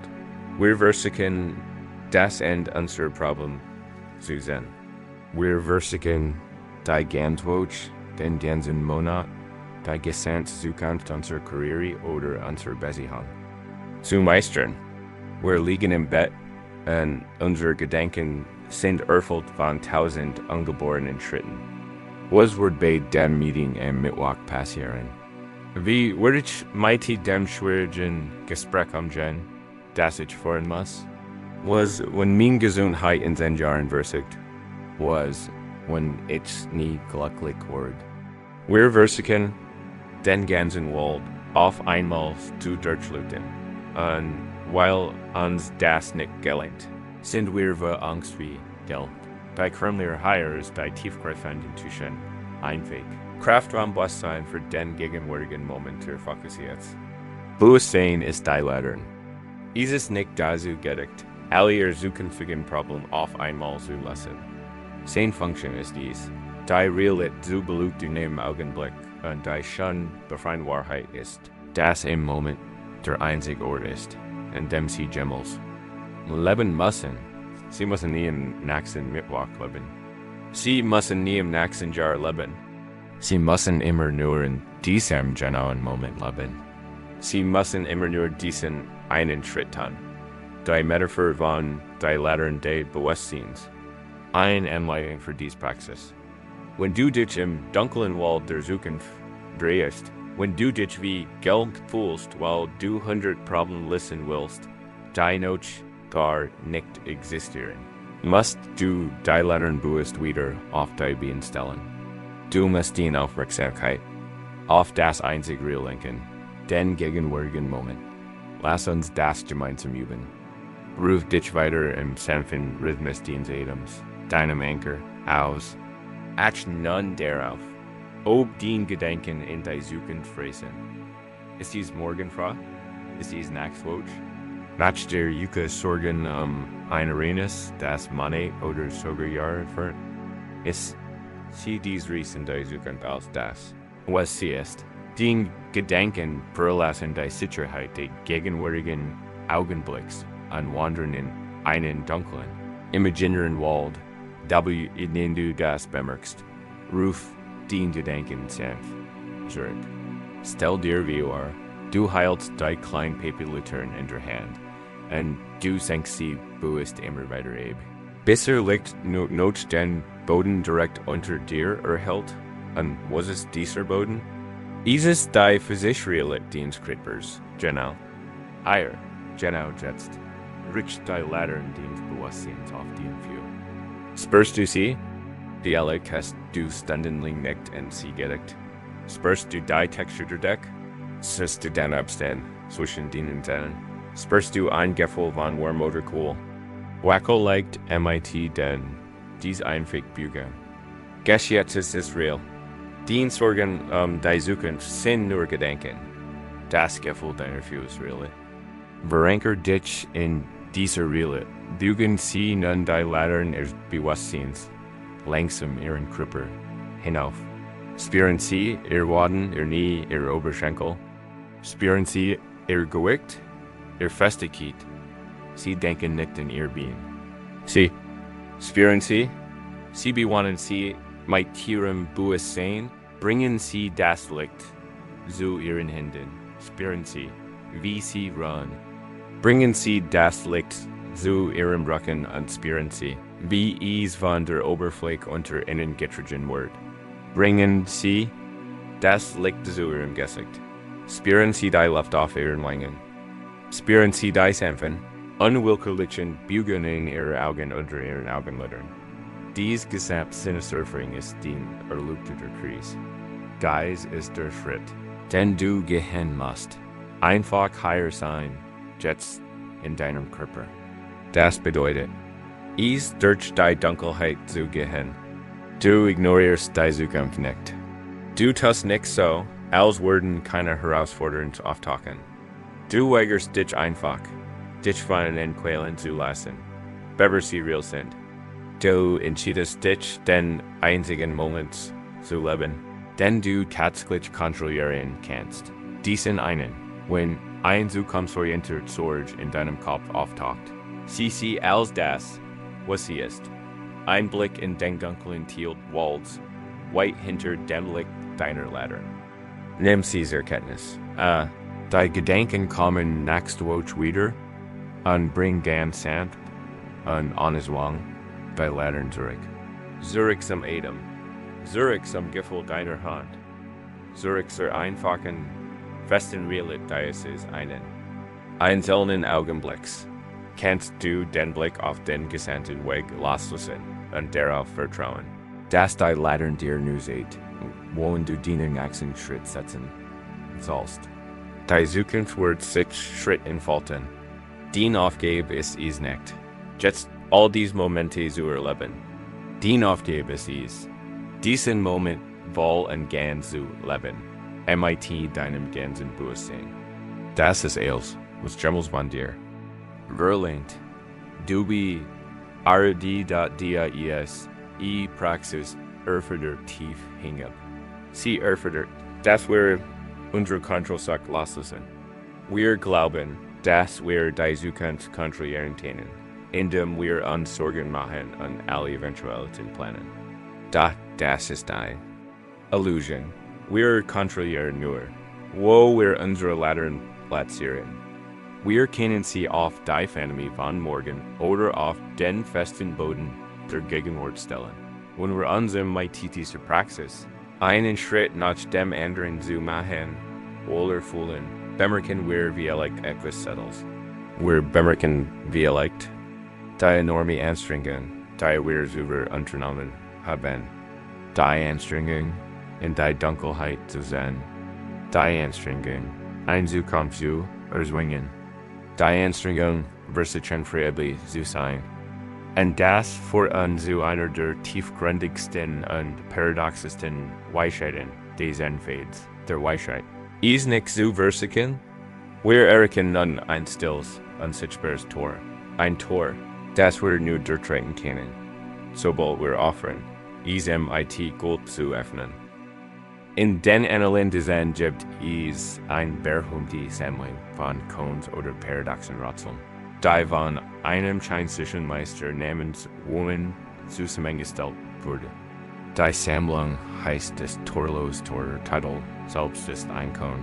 Ein Tor ist ein Barriere etwas, das geöffnet oder durchtreten werden muss. Wie kann ein Tor torlos sein?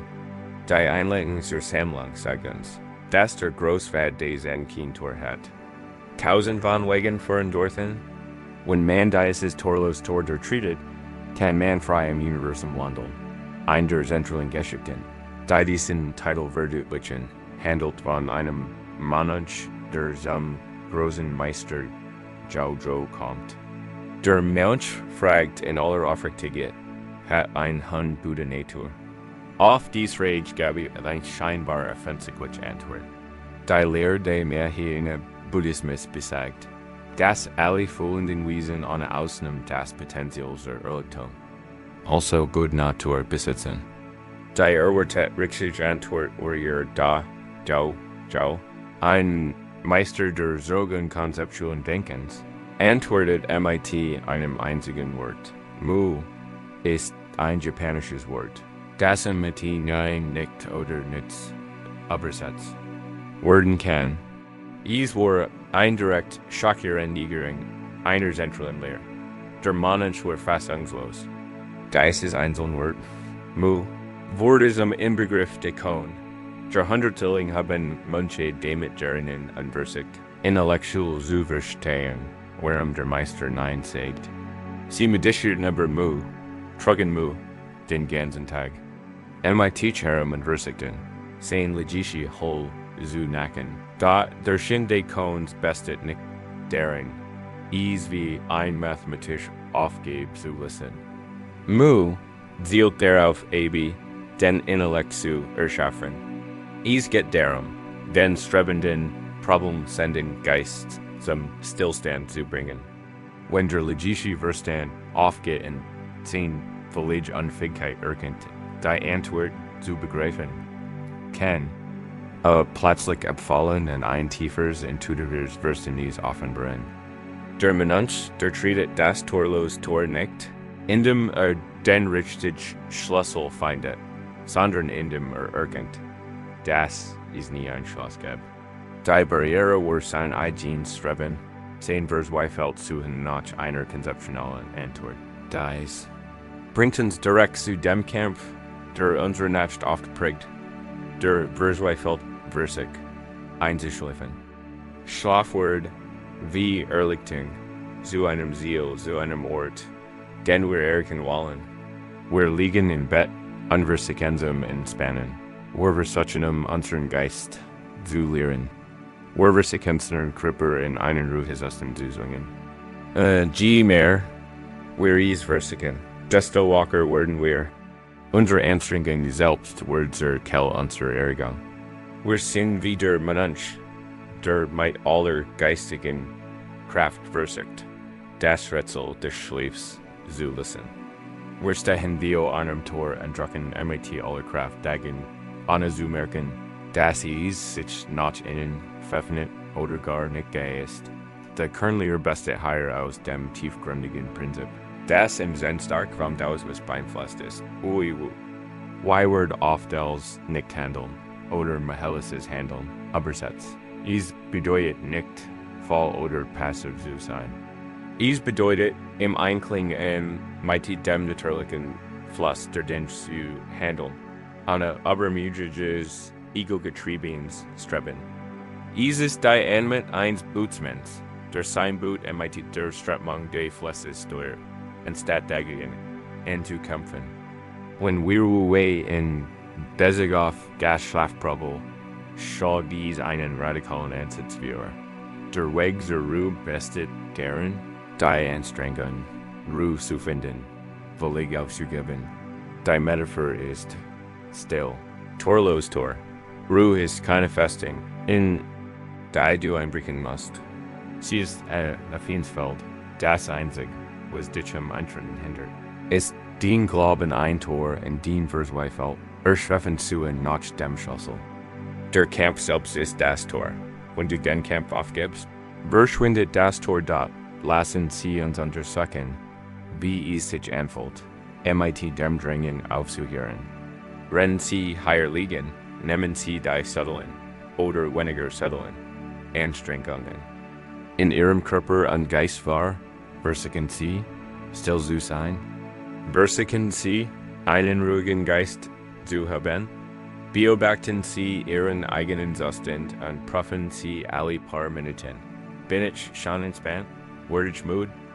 Dies ist Beobachten, dies ist Streben, ist genau das Drängen gegen das Tor. Das Sie watch, heilt, üben wir uns also in nichts tun. Das unterscheidet sich von unseren früheren Bangen. Hier gibt es kein Ziel, nicht einmal das Ziel, den Atem zu. Beobachten, das Ziel ist die Abwesenheit eines Ziels. Es ist die radikale Erlaubnis, genau so zu sein. Wie man ist, erlauben Sie sich zunächst, watch zu sein. Das mag kontraintuitiv klingen. Aber ist der Schlüssel zum Kampf den Schlaf. Basiert auf der Überzeugung, dass Wachsein ein Problem, ein Versagen ist. Lass diesen Glauben los. Zumindest für den Moment. Sage dir im Stillen. It's okay. Watch zu sein. Ich muss jetzt nicht schlafen. Mein Körper ruht und das ist genug. Spür die tiefe Erleichterung, die dieser Lautnis MIT sich bringt. Du hast gerade aufgehört, gegen das Tor zu drücken, weil nun einfachen. Bewusstsein. Rich die Aufmerksamkeit nicht auf etwas Bestens. Lass den Bewusstsein weit, offen und unkonzentriert sein. Wie der Himmel kommt ein Gedanke. Lass ihn kommen. Hörst du ein Gergasch, lass es rennen. Fühl ein körperliches Empfinden. Versich nicht.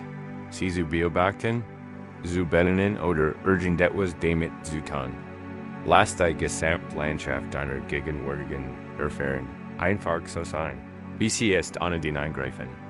Du bist nicht länger der Manager deines Geistes. Du hast deinen Posten aufgegeben. Du bist nicht länger der Wachmann am Tor zum Schlaf. Du hast deinen Job aufgegeben. Du liegst einfach hier in einem Zustand offener, erlebender Prozess. Es gibt nichts zu reparieren. Es gibt nichts zu ärgern. Es gibt nur das Gefühl der Luft, der Klang der Still. Das Sanftgewicht deines eigenen Körpers. Das ist nicht einfach, denn die Gewohnheit des Tuns ist so stark. Der Verstand. Will sich einschalten und die Dinge wieder in den Griff bekommen? Ich frage sich, funktioniert das? Mach ich es richtig? Wenn Sie merken, dass dieser Tun-Geist zurückgekehrt ist, lassen Sie sich nicht ermutigen. Sehen Sie ihn einfach als das, was ist, die alte Gewohnheit, gegen das Tor zu drücken. Und dann lassen Sie ihn sanft wieder los. Sie geben die Arbeit wieder auf. Sie kehren in den einfachen, mahälischen Zustand des Nächsten zurück. Was wenn der Weg zur Ruhe nicht durch Kampf, sondern durch Hingepfort. Was wenn der Frieden, den Sie suchen, nicht etwas ist, das Sie schaffen müssen, sondern etwas, das bereits da ist und unter der Schicht Ihrer Anstrengungen auf Sie wartet. Indem du diesen tiefen Zustand des Erlaubens praktizierst, verkörperst. Du die Weisheit von Mu. Du lässt die Friede los. Bekenne einschlafen. Und rust Statusen im großen Mysterium. Du durchtretest das torlos Tor. Und auf der anderen Seite stellst du wie fest. Das, ohne du gestreckt hast, wann selbst kommt, wie ein Feder. Da in einer offenen Handfläche LNDT, DOC, selbst wenn wir lernen, unsere Anstrengungen aufzugeben, kann der analytische Verstand immer noch Problem werden. Hat wie das groß, als übergend Problem des Schlafs aufgegeben, kann sich aber immer noch an kleineren spezifischen Problemen festhalten, den unlösbaren Dilemmata unseres Lebens. Hier verlangt nicht antworten. Verlangt nicht Logik. Zermordert sich Paradoxien und findet keine Nahrung, nur Frustration. Unser Ries führt uns nun dazu, dieser intellektuellen Rasse Sieget entgegen zu treten. Nicht MIT einer Antwort, sondern MIT einer noch tieferen Frage. Wir hören das Gergasch einer Hand. Unter den vielen Zen-Meistern, die MIT der Kraft der Cones lehrten, waren nur wenig so einflussreich wie Hakuen Akaku. Hakuen ist Berühmt für die Wiederbelebung der Rinzai-Schule der Zen in Japan. Und zwar durch die Erfahrung der tiefen, transformativen Praxis der Cohen-Erforschung. A Glot, das der Schüler zu erwachen, eins im Cohen werden muss, is Leben und Themen muss, bis die Schale des unterscheidenden Intellekts aufbricht. Das berühmteste Cohen Hakuins. Und mit dem selbstsuktiven Verhalten das in. Schließlich zum Nachdenken bracht. Lautet, kennt das Gergasch von zwei klatschenden Händen, sagte zu seinen Schülern. Klingt an das Klatschen einer Hand. Stellen Sie sich wie Sie rennen ein junger Mensch und mussten dies Rage stellen. Ihr gesamte Zukunft Kloster hängt davon ab, dem Meister ein Zuverdenstellt Antwort zu präsentieren. Sie sehen sich auf Ihr Meditationskissen. Zurück. Sie beginnen nachzudenken. Das Gergasch einer Hand. Unglitch. Zum Hände klatschen müssen zwei Flecken aufeinander schlagen.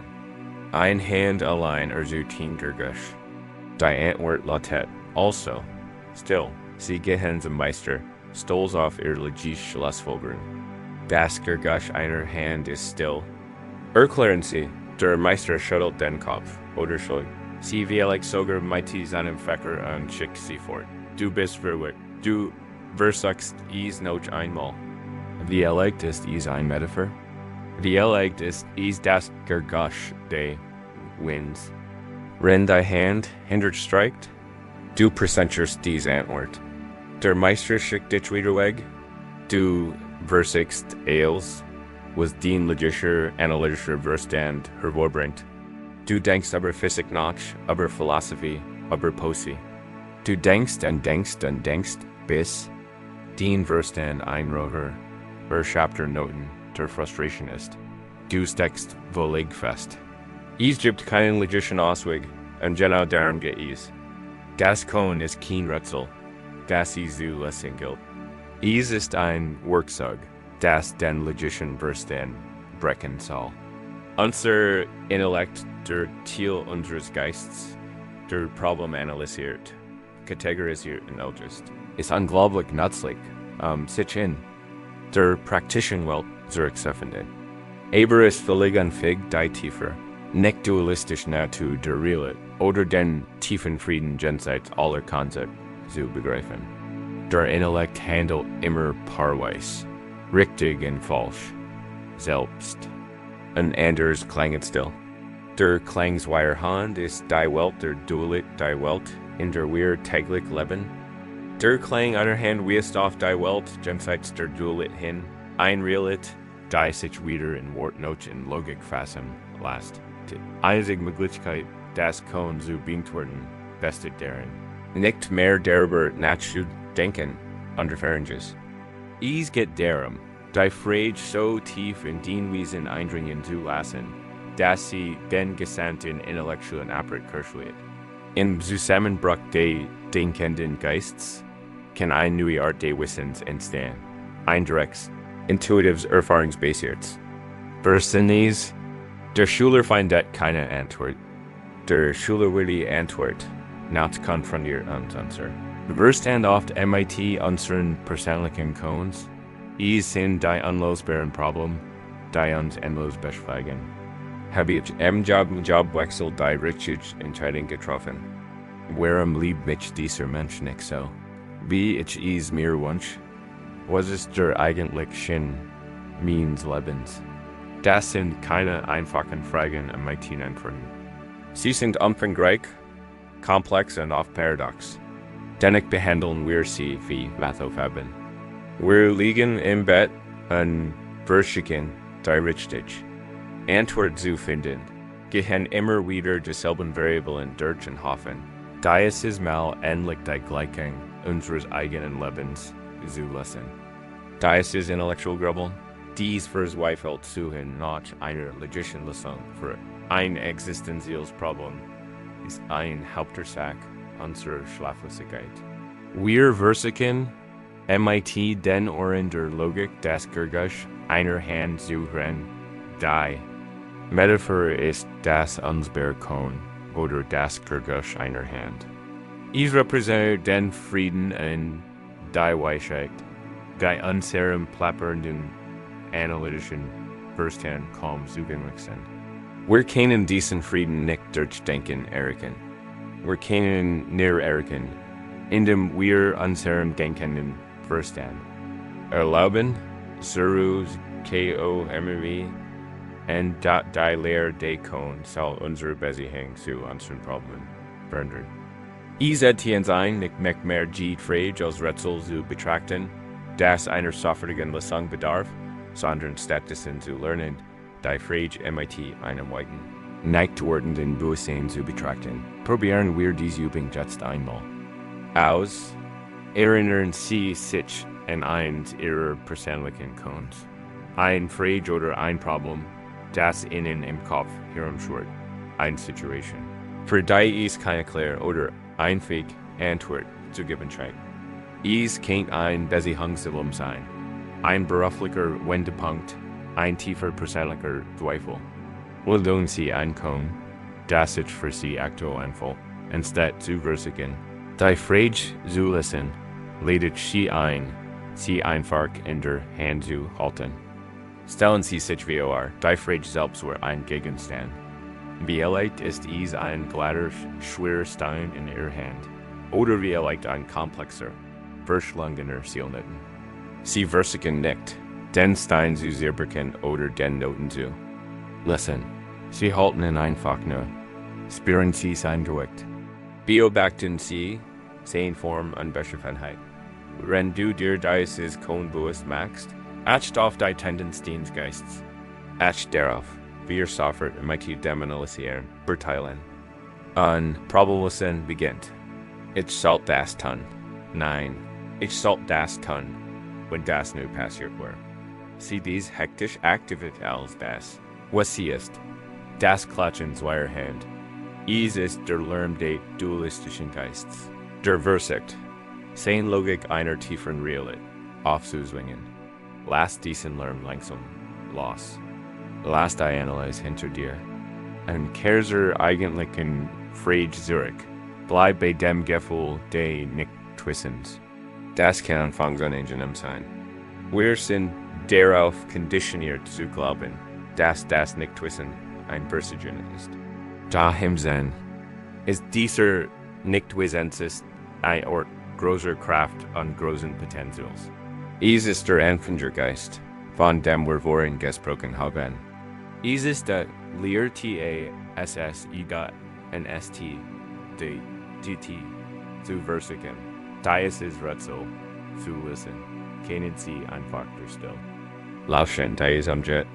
So, wie das Gurgusch einer Hand, kein Gurgusch, sondern ein Hinweis auf still ist der kein Problem, sondern ein Hinweis auf ein tiefer Weisheit, da Ihrem Denken zu berühren blieb.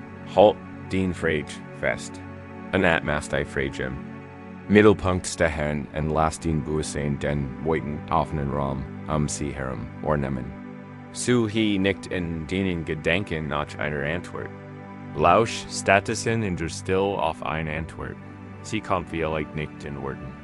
Sie kann sich als subtle Veränderung deiner Gefühle üben, als ein Gefühl des Friedens, als Entspannung, als eine stille Intuition, die im Lärm deiner Gedanken unterdrücken ist. Dies Praxis ist ein tiefen Vertrauens. Es ist das Vertrauen darauf, nicht alles sofort herausfinden zu müssen. Es ist das Vertrauen darauf, dass in dir ein tiefer Intelligenz schlummert, ein Weisheit, die nicht in Logik gebunden ist.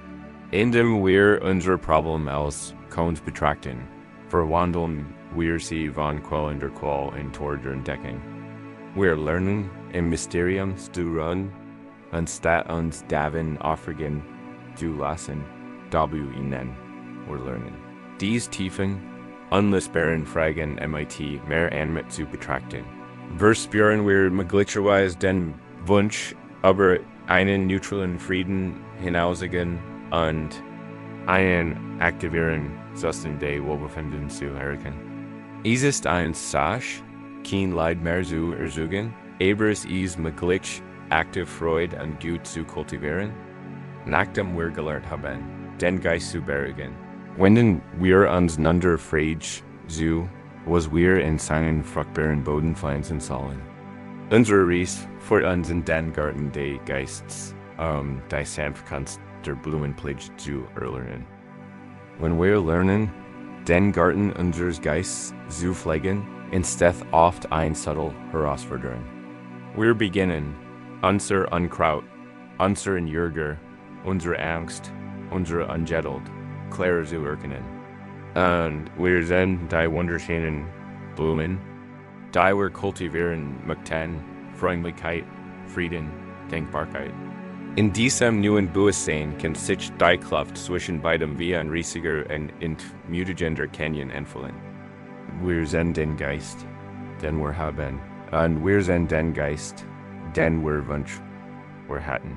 Und wir können in einen Zustand stiller Verzweiflung über unsere eigenen Unwillkommenheiten befallen. Wir fühlen uns fehlerhaft. Wir fühlen uns gebrochen. Wir haben das Gefühl, in dieser Praxis nicht gut zu sein, nicht gutgängig. Dieses Gefühl, grundlegend fehlerhaft zu sein, ist ein tiefes und schmerzhaftes Unkraut, das den ganzen Garten erstigen kann, dort diese verdeutlichen müssen. Wir uns einer der schönsten und nicht fühlendsten Geschichten aus dem Außen zu enden. Es ist ein Geschichte darüber, wie Menschen Unschönheit findet, nicht trotz unserer Fehler, sondern direkt aufgrund der da in einem kleinen Dorf in Indien lebt ein Mann, dessen Aufgabe es war, die Haushalt mit Wasser zu versorgen. Jeden Morgen ging zum Fluss, füllt zwei große Tantopf, hinkt sie in die Enden einer langen Stange, die aber den Schultern trug, und ging den langen Weg zurück in Dorf, seiner Tiefwie war perfekt. War glatt, symmetrisch, und hielt jeden Tropfen Wasser vom Fluss bis zum Dorf. Der andere Top hat jedig einen langen Donnenriss in der Seite, jeden Tag, auf dem langen Rückweg, leckt und wenn der Wasserträger sein Ziel erreicht, war der gestbrennende Top immer nur halb voll. 2 Jahre lang ging das so. Der perfekte Top war stolz auf seine Leistungen und fühlt sich durch die Perfektion seines Designs erfüllt. Der sehr broschene Top hingegen schämt sich zutiefst über seine eigene Unwillkommenheit. Fühlt sich als Versiger und Kant. Nur die Hälfte dessen Leisten, wofür geschaffen war.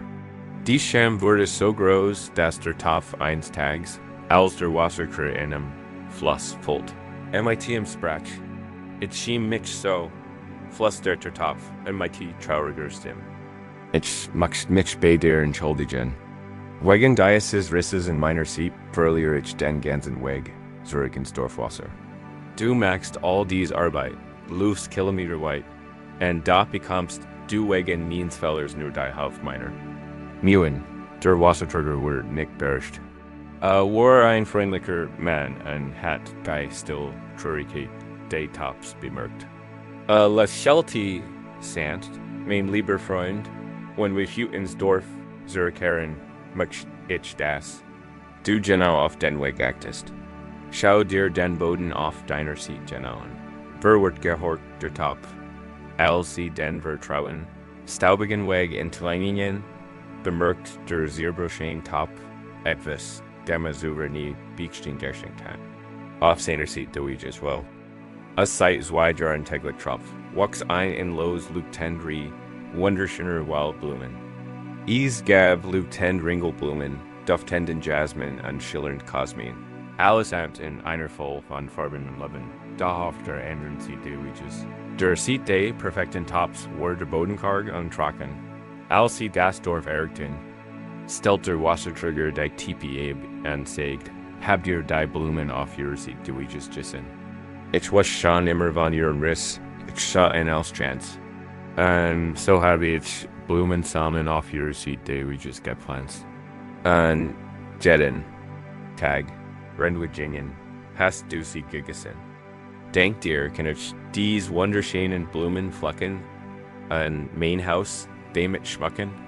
Denkt ihr, ist der Weg, der einst nur aus Staub und Stein besten, nun ein Ort der Schönheit und des Lebens? Ohne dienen Makel gigi ist dies Ganheit. Nicht. Dies Geschichte ist ein tiefgründige Lehre über die Natur der Selbst. In unserer Kultur werden oft beigebracht, nach Perfektion zu streben. Wir sollen unsere Schwachen erkennen und besiedigen. Wir sollen der perfekt Top sein. Aber Zen und insbesondere die japanisch-sthetische Philosophie des Wabi-Sabi bietet einen anderen W.B.s die Kunst, Schönheit in Dingen zu finden, die unvollkommen, verwirrlich und unvollständig sind. Es ist die Liebe zum verwitterten Stein, zum Moosboxen Ast, zur asymmetrischen handfertig den Schale. Is lehrt, dass is gerad die Feller, die Riss, die Abnutzungsurchen sind, die einem Gegenstand oder einem Menschen seinen einzigartigen Charakter, sein Geschichte, sein Selberlein. Der rissiger Tag ist die Metaphor für unsere eigene unvollkommene Menschlichkeit. Wir alle haben Riss. Wir haben Riss der Ungeduld, der Angst, der Traurigkeit. Wir haben Geschichten, die uns geprägt haben. Wir haben Verletzlichkeiten und Unsicherheiten. Und wieder top können wir unser Leben lang damit verbringen, uns. Für dies Riss zu schiemen und sie nur als Versigen, als Beweis unserer Unsellenglichkeit zu sein, da dies Geschichtsregion uns dazu in ein revolutionärer Phrase zu stellen, was wenn unser Riss die Kell unserer größten Schönheit und unserer tiefsten Gaben sind, was wenn die Stellen, in denen wir uns am meisten gebrochen fühlen, genau die Stellen sind, durch die unser Licht, unser Mitgefühl, unser einziger Beitrag zur Welt hinterscheinen können. Jemand, der nie Tieftrauer erfahren hat, in dieser Hinsicht ein perfekter Topf, voll is möglicherweise schwer, einem Trauernden Ex-Mitgefühl zu schenken. Da jemand, dessen Herz durch einen Verlust gebrochen wurde, kann tiefs, authentisches und zutiefst heilendes Mitgefühl schenken. Sein Riss wird zu einer Kell de Wassers verändern. Jemand, der MIT Sten Geringen hat, kennt die Landschaft der Angst genau. Kann einer Weisheit durch dieses Terrain fahren, die ein vollkommen ruhiger Mensch niemals besitzen kann. Sein Riss wird zu einer Liquell. Unsere Verletzlichkeit ist die Kell unserer Verbindung. Unsere Unvollkommenheiten machen uns aber, machen uns menschlich und ermöglichen uns, einander wirklich zu begegnen. Nehmen wir uns einen Moment Zeit, unsere eigenen Schwachen zu würdigen. Wenn du hier innehältst, lass den Bewusstsein samt den Selbstgefühl abtasten. Wo fühlst du dich gebrochen? Für welchen Wahrnehmungsfehler schämst du dich meisten? Ist dies ein aufbrausendes Temperament? Ist dies das Gefühl, nicht klugjenig zu sein? Ist dies ein Fehler aus der Vergangenheit, den du dir nicht verzeihen kannst? Denk an einen dieser Riss. Sei dabei so zärtlich wie der Wasserträger zu seinem Topf. Verurteile nicht. Wünsch dir nicht, oder anders, halt ihn einfach in deinem Bewusstsein. Siehe nicht als Fehler, sondern als ein Merkmal Dienst. Einzigartigen Designs, als Teil deiner Geschichte. Nun leidet sie ein wie der Wasserträger in den Wegrand zu. Blicken Sie auf Ihr Leben zurück und stellen Sie sich die Frage, hat dieser Riss jemals ein Blumen büßert? Hat Sensibilität, die Sie manchmal als Schwachchen finden, Ihnen ermöglicht? Wann Kunst oder Musik tief berührt, zu werden oder ein zutiefst mitfühlender Freund zu sein? Hat Ihnen der Kampf mit einer besonderen Herausforderung ein einzigartiges Stärke oder Erkenntnis verliehen, die Sie sonst nicht gehabt hätten? Hat Ihnen ein vergangener Misserfolg ein so tieferen Lektion erteilt, dass Sie Ihr Gesamt Leben zum Besseren verändert hat? Halt aus go noch den unjolten Blüten. Sie sind da. Vielleicht sind dies klein, bescheiden Blüten, die du vorher nie bemerkt hast. Geistgeheitlich vielleicht in der Empathie, die du jetzt zeigen kannst. In der Widerstandfähig, die du entwickelt hast. In der Demut, die du gelernt hast. In der einzigartigen Perspektive, die du jetzt hast. Den Aufgebens ist nicht. Den Riss zu reparieren. Den Aufgebens ist, die Blüten zu erkennen, die durch gewachsen sind, und sie zu ehren. Welch unjolten Blumen könnten auf dem Weg deiner eigenen Schönen Unvollkommenheiten gewachsen sein. Lass dies freidrun. Lass sie den Perspektive von Shamsu samt dir ihr soberstanden Mörndern. Du bist nicht gebrochen. Du bist ein Gift fürs Leben, und den Riss sind einfach die Stellen. En denen das Wasser herkommt und die Welt ein bisschen schöner macht. Das Animen unsere Unvollkommenheiten schenkt uns tiefs Gefühl des Friedens. Doch manchmal befinden sich unsere Gedanken in einem Zustand, der weit jenseits aller Vorstellungen von Rissen und Fehlern liegt. Es gibt Zeiten, in denen unser Geist nicht nur ein zerbrochener Top ist, sondern ein Haus, das in Flammen steht. In Momenten akuter Panik, überwältigender Angst oder tiefer Verzweiflung können philosophische Konzepte nutzlos erscheinen. In solchen Momenten brauchen wir keine Lektion in Ästhetik. Wir brauchen einen Fluchtweg. Unsere Reise führt uns nun vom stillen Pfad des Wassertreasures hers einflutternden Pures, die geschickten Mittel zu erlernen und selbst zu retten, wenn unsere Innerwelt brennt. In Lotus Sutra, einer seiner wichtigsten Lehren, erzählt Buddha ein kraftvoll und dramatisches Parabel. Dies Geschichte behandelt Momente höchster Gefahr, in denen der Geist in so überwältigender Aufruhr ist, dass ruhiges Nachdenken unglitsch. IST.STL. LLEN. Sie sich einen sehr wohlhabenden alten Mann wie der in einem riesigen, weitläufigen Herrenhaus lebt. Das Haus ist alt und hat nur ein Tor. Das Holz ist alt und trocken, die Mauern brickeln. Es ist ein gefährlicher Ort. Der Mann hat viel kinder von Zen, vielleicht 20, die im Haus vielleicht vertieft in ihr Spiel sind. Sie spielen mit Tieren Spiel sind, jagen einander, verloren in der Welt ihrer kindlichen Fantasie. Eines Tages bricht im Haus ein Feuer aus. Plötzlich schlagen Flammen von allen Seiten hoch. Das Haus ist voller Rauch und das schrecklicher Gusch. Von nisterndem, brennendem Holzes zu rennen. Der alte Mann steht draußen und sieht das Feuer. Ist voller Angst. Sein keiner sind drin, angenickt. In welcher Lebensgefahr sie schweben. Sie werden verbrennen. Sie werden schrecklich LEID und als im einzigen Tor in Ruft hinein. So, kinder, kommt raus, schnell, das Haus brennt. Es ist eine schreckliche Katastrophe. Ich muss sofort gehen. Aber die Kinder verstehen und nicht. Sie sind so in ihr Spiel vertieft, dass sie nicht einmal rennen. Oder wenn da. Glauben sie ihm nicht. Sie haben keine Vorstellung von Feuer oder Katastrophe. Sie schauen sich Zen nichts Unjuendliches in ihrem unmittelbaren Spielbrick und spielen weiter. Der Vader ist außer sich. Sein Herz bricht wie Angst. Denkt, ich habe die Kraft, sie zu packen, in mein Arme zu nehmen und hinauszutragen. Aber sie sind scheu und unberechenbar. Sie werden in alle Richtungen rennen. Ich kann vielleicht ein oder zwei retten, aber die anderen werden meine Teacherheit umkommen. Was kann ich tun?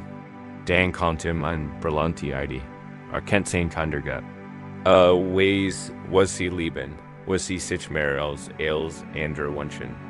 Rennt zurück zum Tor ruft nicht. Doch diesmal klang sein Stimme nicht panisch, sondern voller Aufregung. Und Kinder, hört zu.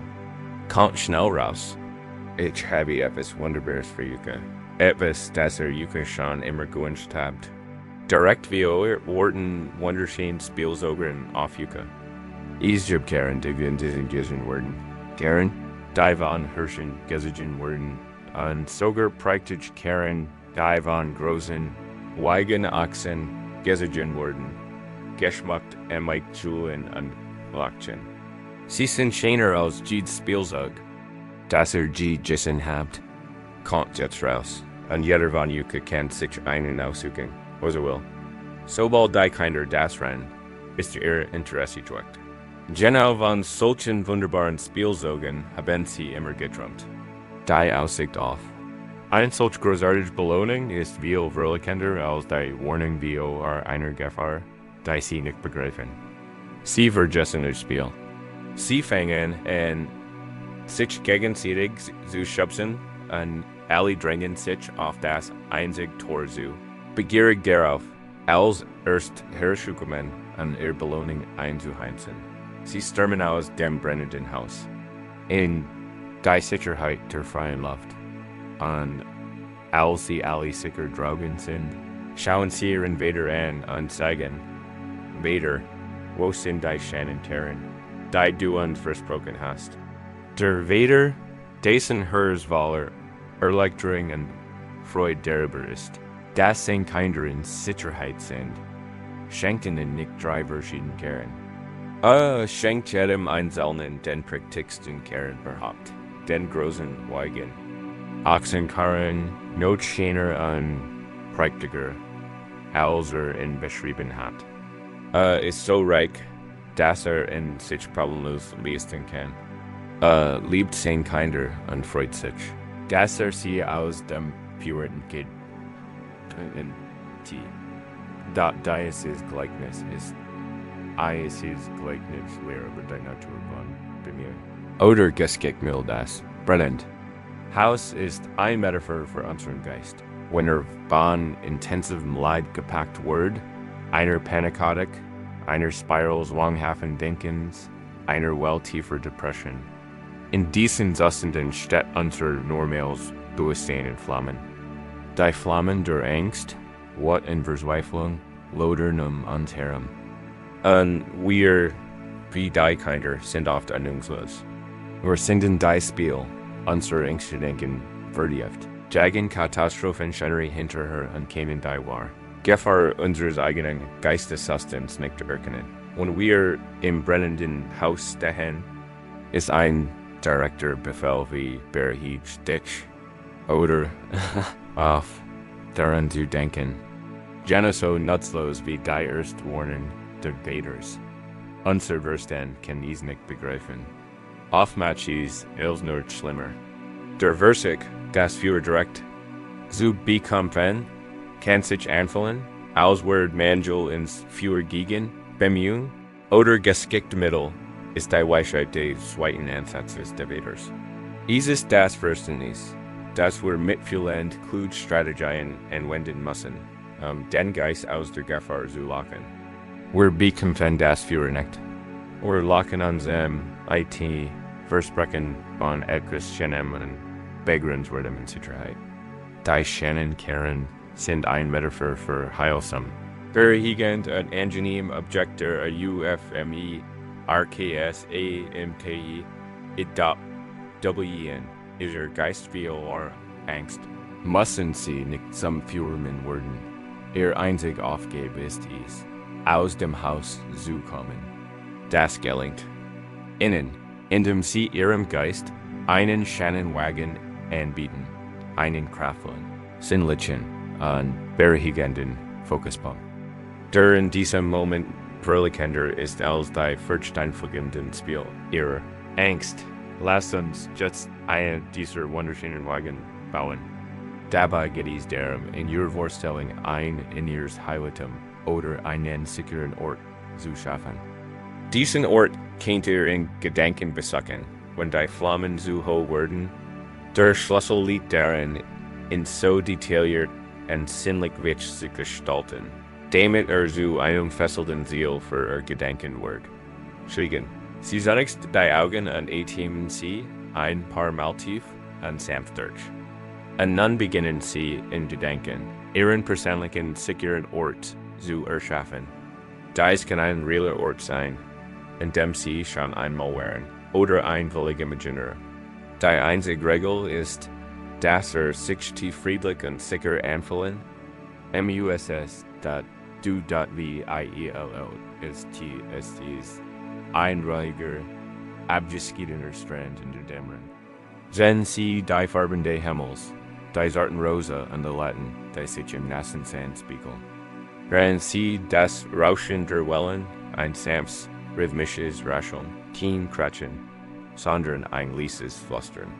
Spüren Sie die Sandpoolbreis auf Ihrer Haut, riechen Sie das Salz in der Luft, spüren Sie den feinen, coolen Sand unter Ihren Füßen, oder vielleicht ist Ihr sicherer Ort ein Hut tief im Wald.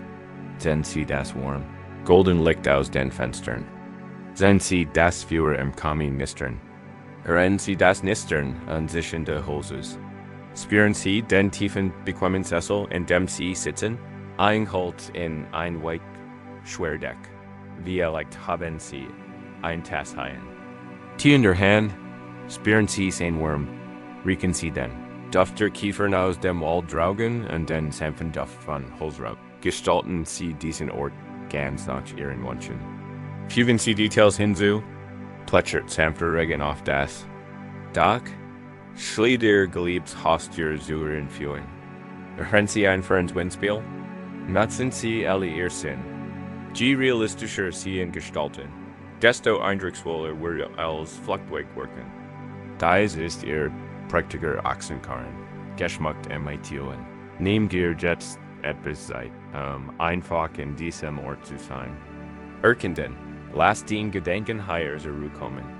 Spür das Tiefgefühl von Geborgenheit und Frieden, das diesen Zufluxer durchdringt.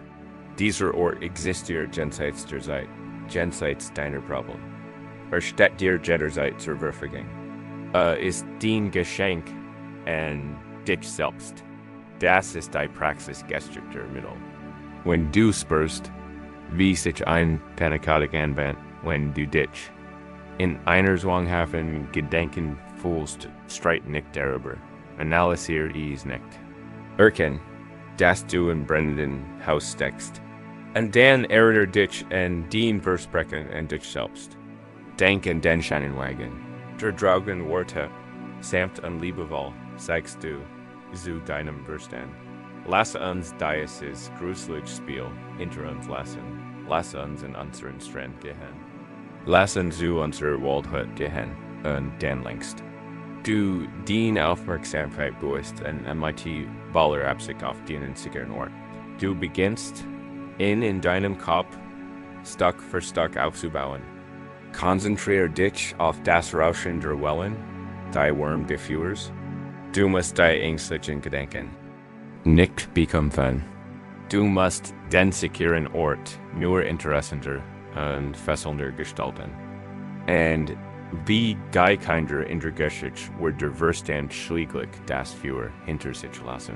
Und dem Versprechen des Friedens entgegenlaufen, welches schon sanft Versprechen kannst du deinem Geist geben, in aus den Flammen zu locken. Gebe diesen inneren Zufluxer aufzubauen. Bist du schon oft, auch wenn du ruhig bist, damit der Weg dorthin ausgetreten und leicht zu finden wird. Es ist ein tiefer AKT des Selbstmitgefühls, der Erkenntnis, das unsere einzig aufgibt, wenn unser Haus brennt, darin bestet. Und selbst dem Mighty Weisheit und Gut und Sicherheit, sobald wir dem unmittelbaren Führer sicher sind, fragen, wir uns wie erlegt, was das Führer in Fact hat. Oft kommt der Brennstoff für unser mentales Führer aus den Teilen unseres Selbst. Die wir im Dunkeln verborgen halten, tief im Keller unserer Zeit.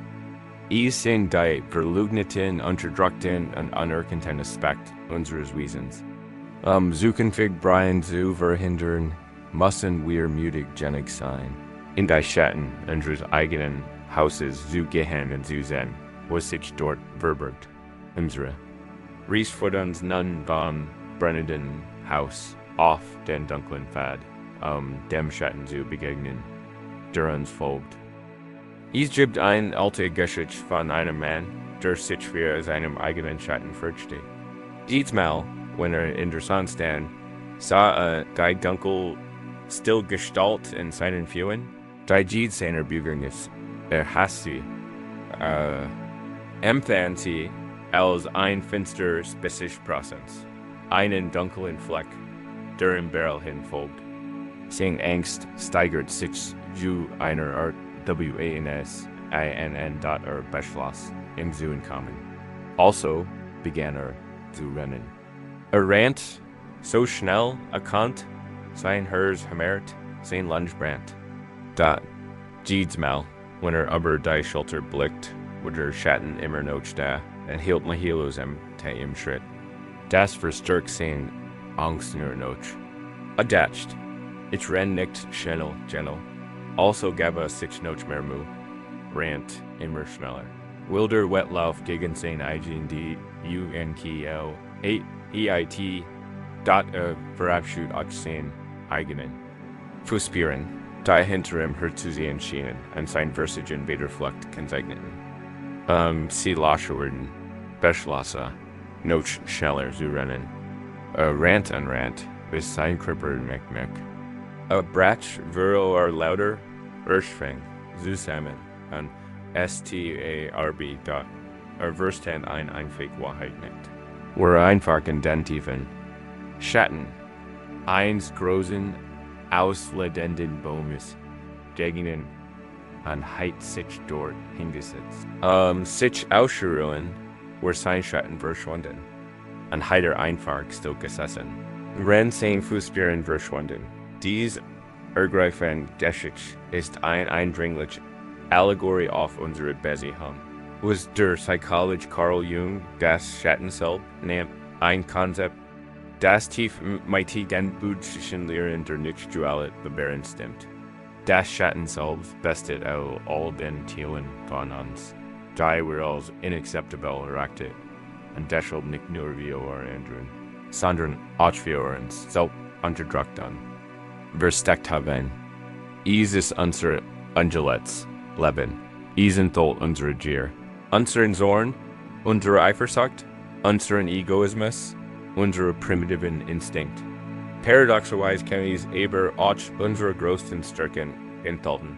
Unsere Kreativität, der Schätzenswerk, unsere verborgenen Talente. Wenn uns beigebracht wurde, dass dies Dinge irgendwie Beschämend oder uneingeschmissen sein. Wie der Mann in der Geschichte haben wir oft panische Angst, wie diesem inneren Schatten. Soll. Wir einen Blick auf unsere eigenen What oder einen Anflug von Need erschüttern, ist unser erster Instinkt, wegzulaufen. Wir leugnen es. Ich bin kein wattender Mensch, sagen wir uns. Wir projizieren es auf andere. Ist so arrogant, sagen wir. Blind für den Strahl der Arroganz in unserem eigenen Auge. Wir versuchen, durch ständig aktiviert. Durch Ebelenking zu entkommen, indem wir uns als guten Menschen darstellen. Der so geschliffen und perfekt ist, dass wir hoffen, niemand sehe die Dunkelheit, die sich dahinter verbirgt. Wir verbringen unser Leben damit, wie unserem eigenen. Schatten die wie Anzulauf und dat an genau wie für den Mann in der Geschichte. Ist dies ein Vergeblicker und just erschwender Wettlauf. Je mehr wir wie unserem Schatten davonlaufen, desto stärker prägt uns. Goend und nachts in der Dunkelheit unserer Verlehnung. Folgt uns oft auf unerwartet und destruktiv Weise in einem plötzlichen Wutausbruch, einer passiv-aggressiven, einer Selbstzerstörungshandlung. Und nachts, wenn wir endlich aufhören zu rennen und uns in die Still legen, lauert der Schatten, die uningehenden Wut, die unterdrückt Trauer, die verborgenen Scham. Sie alle kommen zum Vorschein, spielen in unserem Gedenken wieder. Schüren unsere Angst und rauben uns den Frieden. Die Metaphor ist der Schatten auf dem Weg. Es ist ein untrennbarer Teil von uns. Jeffrem durch das Licht unseres Bewusstseins. Sich davon zu lassen ist unglücklich. Und davon zu laufen ist Wahnsinn. Die Radical und mutige Lehre bestet darin, nicht mehr davon zu laufen.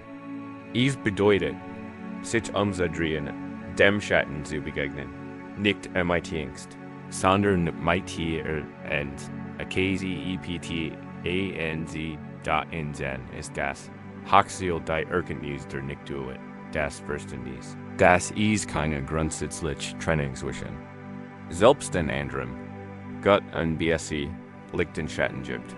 Sie sind Weisheiten der Silben, wette ja. Den Zorn ist ebenso ein Teil von dir wie die Freundlichkeit. Die Angst ist ebenso ein Tier wie die Mut. Ein ganzer, integrierter Mensch zu sein bedeutet nicht, den Schatten zu eliminieren, sondern ins Licht die Bewusstsein zu bringen, sich mit und zu freunden, und zu integrieren. Das ist, es was die Geschichte mightigen Schritt in den Schatten eines Baums meint. Der Schatten die Baum ist der Schatten der Akzeptanz. der still. In dieser accept Ihr Enden still, Verschmills der Schatten, me, dem Ganzen, wie verschwindet nicht. Word integriert, Versiken wir, unsanft, unserem eigenen Schatten, Zazuwenden. Das erfordert Mut, Eberach, Dros Samtmut. Wir sind nicht higher, zu urteilen oder zu verurteilen, sondern einfach, zu sein, was da ist. Wenn du dich in diesem ruhigen Raum ausruhst, denk über eine Eigenschaft anderer nach, die dich ständig irritiert oder verteilend. Finde. Gibt es einen Menschentyp, der dir ständig auf die Nerven geht? Vielleicht sind diese Menschen, die du als arrogant, faul oder übermütig emotional empfindest.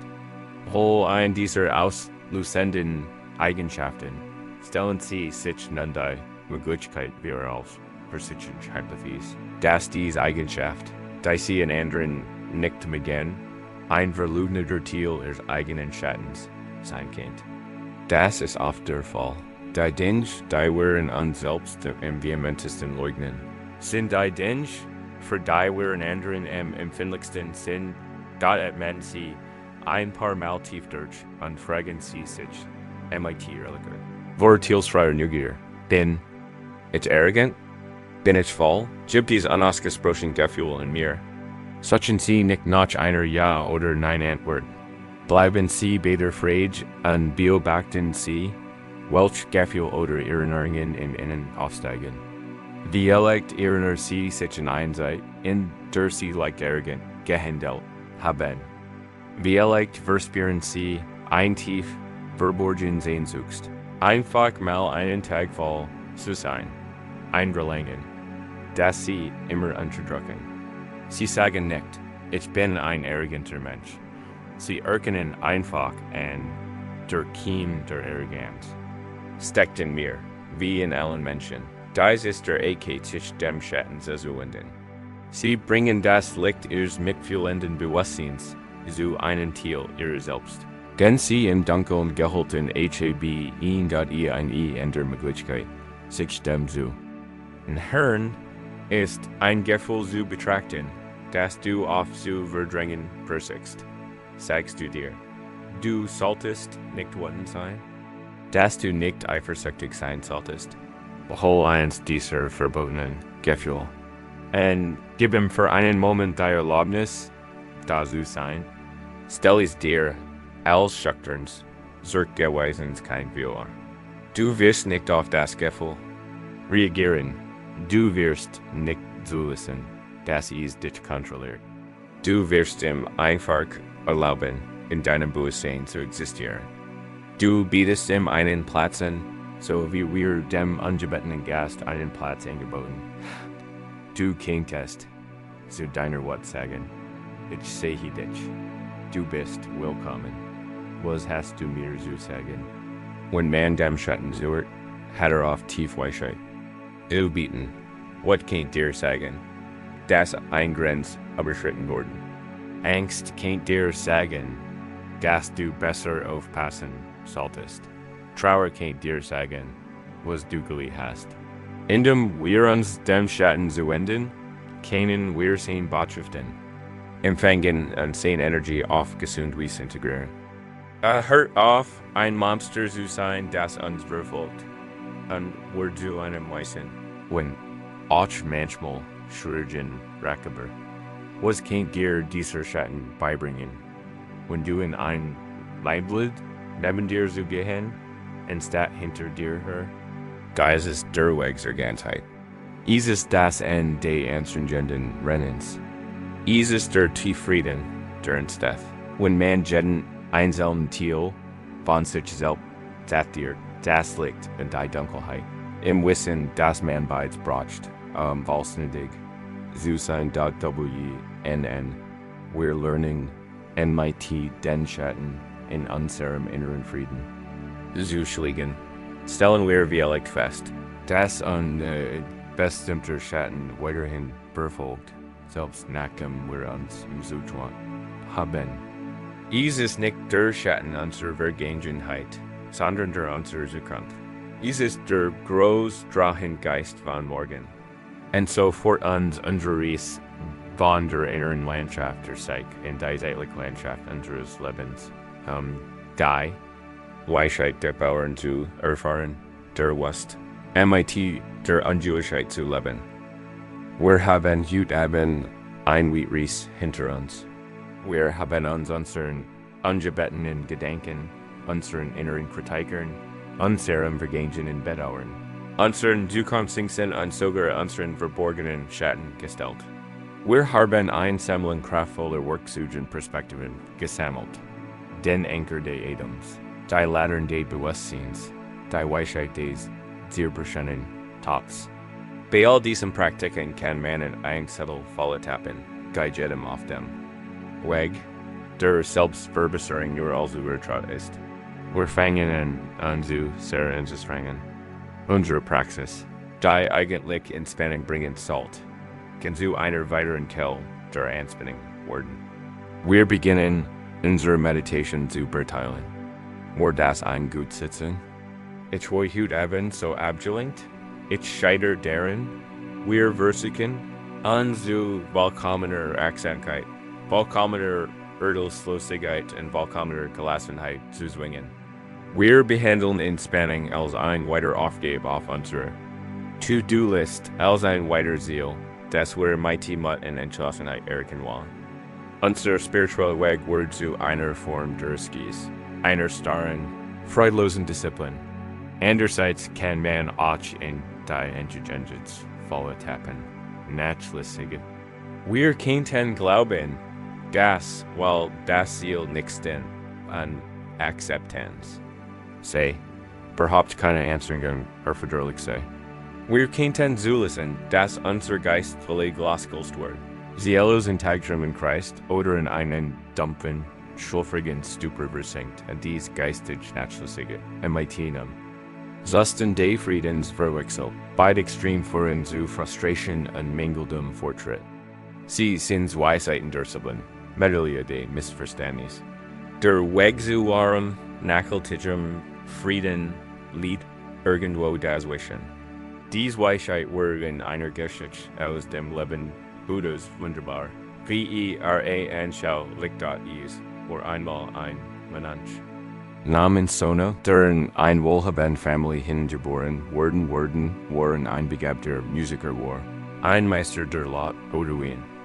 Hat sein bequemes Leben aufgegeben, Buddha zu folgen, und widmet sich der Praxis MIT wilder fast Goldtiger intensiv. Praktiziert die Meditation so unerbittlich, dass sein Füße rissig und blutig wurden. Trieb seinen. Geist und Körper bis in die absoluten Grenzen, schlief sehr wenig. Gerad genig zum Überleben und stritt ständig MIT grimmiger und schmerzhafter. Entschlossenheit natürlich die Tongue der Dio. Trotz all seiner Bemühungen fand keinen Frieden. Folgt nur Erschwing, Schmerz und tief in Nötigung. Begann zu denken, ich habe ein Leben in Wohlstand und Luxus hinter mir gelassen. Nu noch mehr Leid gefunden. Beelegt ist dieser Weg nichts für mich. Es war besser, mein altes Leben zu suchen, wo ich wenigstens meinen Reichtum genießen und sinnvoll nutzen kennt. Der Buddha erkennt MIT seiner tiefen Einsicht, Sonas Geistes aus. Besucht ihn und fragt, Sona, stimmt dies, dass du ein guter Lautenspieler warst, bevor du Mensch wurdest? Das ist wahr, Habener, antwortet Sona, und sag mir, Sona, fuhr der Buddha fort. Was passiert, wenn die Satan deiner Lot zu strafgesten sind? Würdiger Herr, sagt Sona, wenn die Satan zu strafgespannt sind, versuchen sie einen scharfen, unangenehmen Klang, und es bestet ein hochwahrscheinlich, dass sie regen. Was passiert? Fragt der Buddha, wenn die Satan zu locker gesten sind. Mein Herr, wenn die Satan zu locker sind, versuchen sie einen dumpfen, gedämpften Klang oder gar keinen Ton. Die Lot lässt sich nicht spielen. Und was ist, wenn die Satan nicht zu straf und nicht zu locker sind, sondern genau Auf die Richtige Anhand gestimmt und gleichnig ausgewogen sind. Fragt der Buddha Son as Augen Lugtetten Verständnisvoll auf. Würdiger Herr, wenn die Satan richtig gestimmt sind. Sucht die Lot einen wunderschönen, wohltenenden und harmonischen Klang. Ist ein Freud. Sie zu spielen und zu rennen. Der Buddha blickt Sona den MIT großem Mitgefühl. Und an sich, Sona, genosso fort gespanti Energie, zu Ruhelassiget und Unruhe. Und zu locker Energie fort zu Treitenfallheit. Streng dich deshalb nicht zu sehr an, aber gib auch nicht auf. Find das Gleichgewicht denn. Shannon Mittelweg. Stimm das Instrument Dienst Geist und Krippers auf die Perfekt Tanha. Als ohne dies Wort hört. Erkennter seinen Fehler. Lockert seine extremen Anstrengungen und begann MIT ausgeglichener, stetiger und freudiger Energie zu üben. Bald darauf erlangte den Frieden, den so lange gesagt hat. Dies lehrt der mittler Weges das Hörstück der buddhistischen Lebens- und Praxisauffassung. Ist ein Weg, der die beiden Extreme der Selbstgepflege und Selbstgäste vermeidet. Die Seite der Lot ist die perfekte Metapher unserer Anstrengung, unserer Aufmerksamkeit. Sind wir so eingespannt, so zielorientiert und so kritisch gegenüber unserer Praxis, ist die Seite zu straff. Wir werden unruhig und aufgeregt. Die Praxis selbst wird zu stressig. Die Musik ist schrill. Sind wir jettig so nachlässig, unkonzentriert und undiszipliniert, ist die Seite zu locker. Wir verfallen in einen Zustand geistiger Benebelung und Lethargie. Es kann keine Musik entstehen. Die Kunst Ruhe zu finden, insbesondere nachts, nicht. Dieses Instrument zu stimmen. Es ist ein dynamischer Prozess, der sich von Moment zu Moment ändert. Es handelt sich nicht eine feste Einstellung, sondern einständig, sanft Anpassung. Versuchen wir, die Stimmen unseres eigenen Instruments zu spüren. Wenn du hier rast, lenk die Aufmerksamkeit auf die Qualität deiner eigenen. Aufmerksamkeit, die Qualität deiner eigenen Anstrengung in diesem Moment.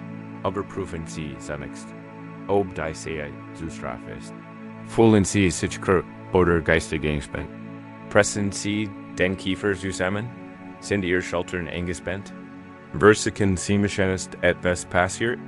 Verteilen Sie Ihre Erfahrung und vergleichen Sie mit Ihrem idealen Zustand, willkommenen Friedens. Sind Sie frustriert, weil Sie noch nicht schaffen?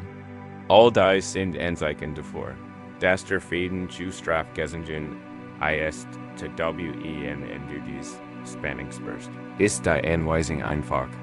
Locker die Schnur, les bewusst die körperliche Anspannung. Locker den Kiefer, locker den Stirn, lass den Schultern sinken, lass das Ziel los. Erner dich und das torlos Tor, is gib nichts zu erken. Erlaub dir, genau so zu sein, wie du bist. Atmen suchend aus und lass den Druck, lass das Prüfen sie, nun das Gegenteil. Ist die Schnur zu locker? Ist Ihr Geist trub, neblig oder verliert? Es sitzen eines jealousien Tagtraum? Hat Bewusstsein seine Klarheit verloren? Das ist die Schlafschnur. Sie mag sich zwar angenehmer anfühlen als die Strafschnur, aber sie ist kein Zustand extremen Friedens. Es ist ein Zustand subtler Zustand. Wenn Sie dies Dumpfheit bemerken, sollten Sie die Schnur vorsichtig spannen. Sie müssen sie nicht rückgängig hochziehen. Es genügt ein kleiner Empfang. Dies erkennen Sie, indem Sie sich etwas konzentrierter auf die körperlichen Empfindungen Datums konzentrieren. Spüren Sie die Cool des Einatmens präziser? Spüren Sie den Wallenbogen des Ausatmens? Aktivieren Sie Ihr Sinn wieder. Lauschen Sie einen Moment lang aufmerksam den Geräuschen im Raum. Spüren Sie die Textur der Decke mit die Fingerspitzen.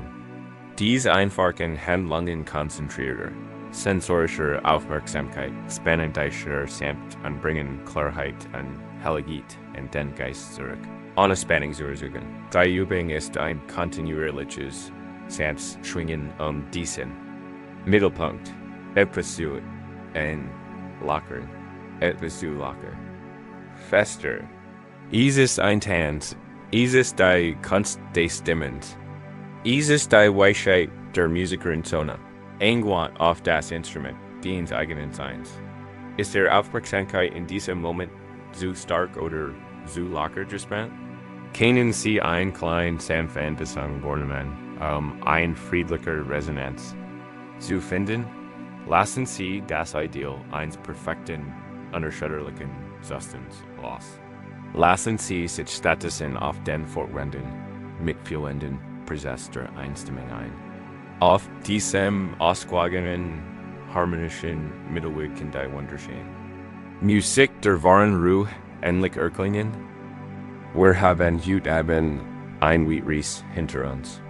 Wir haben uns unseren ungebettenen Gedanken, unseren inneren Kritikern, unserem vergangenen Bedauern, unseren zukünftigen und sogar unseren verborgenen Schatten gestellt. Wir haben eine Sammlung kraftvoller Werkzeuge Perspektiven gesammelt. Den Anker des Adams, die Ladern des Bewusstseins, die Weisheit des Zierberschenen Tots. Bei all diesen Praktiken kann man in ein Zettel volle tappen, jedem auf dem Weg, der Selbstverbesserung nur als übertraut ist. Wir fangen an zu sehr anzustrengen. Unsere Praxis, die eigentlich Entspannung bringen sollte, kann zu einer weiteren Quelle der Anspannung werden. Wir beginnen unsere Meditation zu beurteilen. War das ein gut Sitzen? Ich war heute Abend so abgelenkt. Ich scheitere darin. Wir versuchen, zu vollkommener Achtsamkeit, vollkommener Urteilslosigkeit und vollkommener Gelassenheit zu zwingen. Wir behandeln Entspannung als ein weiter Aufgabe auf unserer To-Do-List, als ein weiter Ziel, das wir mit in Entschlossenheit erreichen wollen. Unser spiritueller Weg wird zu einer Form des Geistes, einer starren, freudlosen Disziplin. Andererseits kann man auch in die Intelligenz volle tappen, nachlässige. Wir könnten glauben, dass, weil das Ziel nächsten an Akzeptanz sei, überhaupt keine Anstrengung erforderlich sei. Wir könnten zulassen, dass unser Geist völlig losgelöst wird.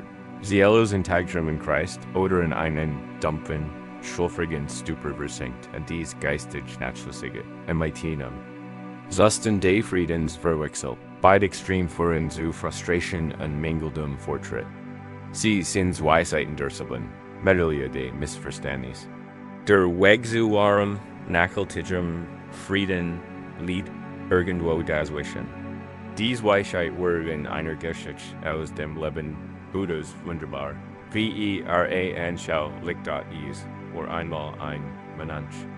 Namens Sona, der in ein wohlhabende Familie hingeboren waren ein begabter Musiker war, ein Meister der Lot oder Wien.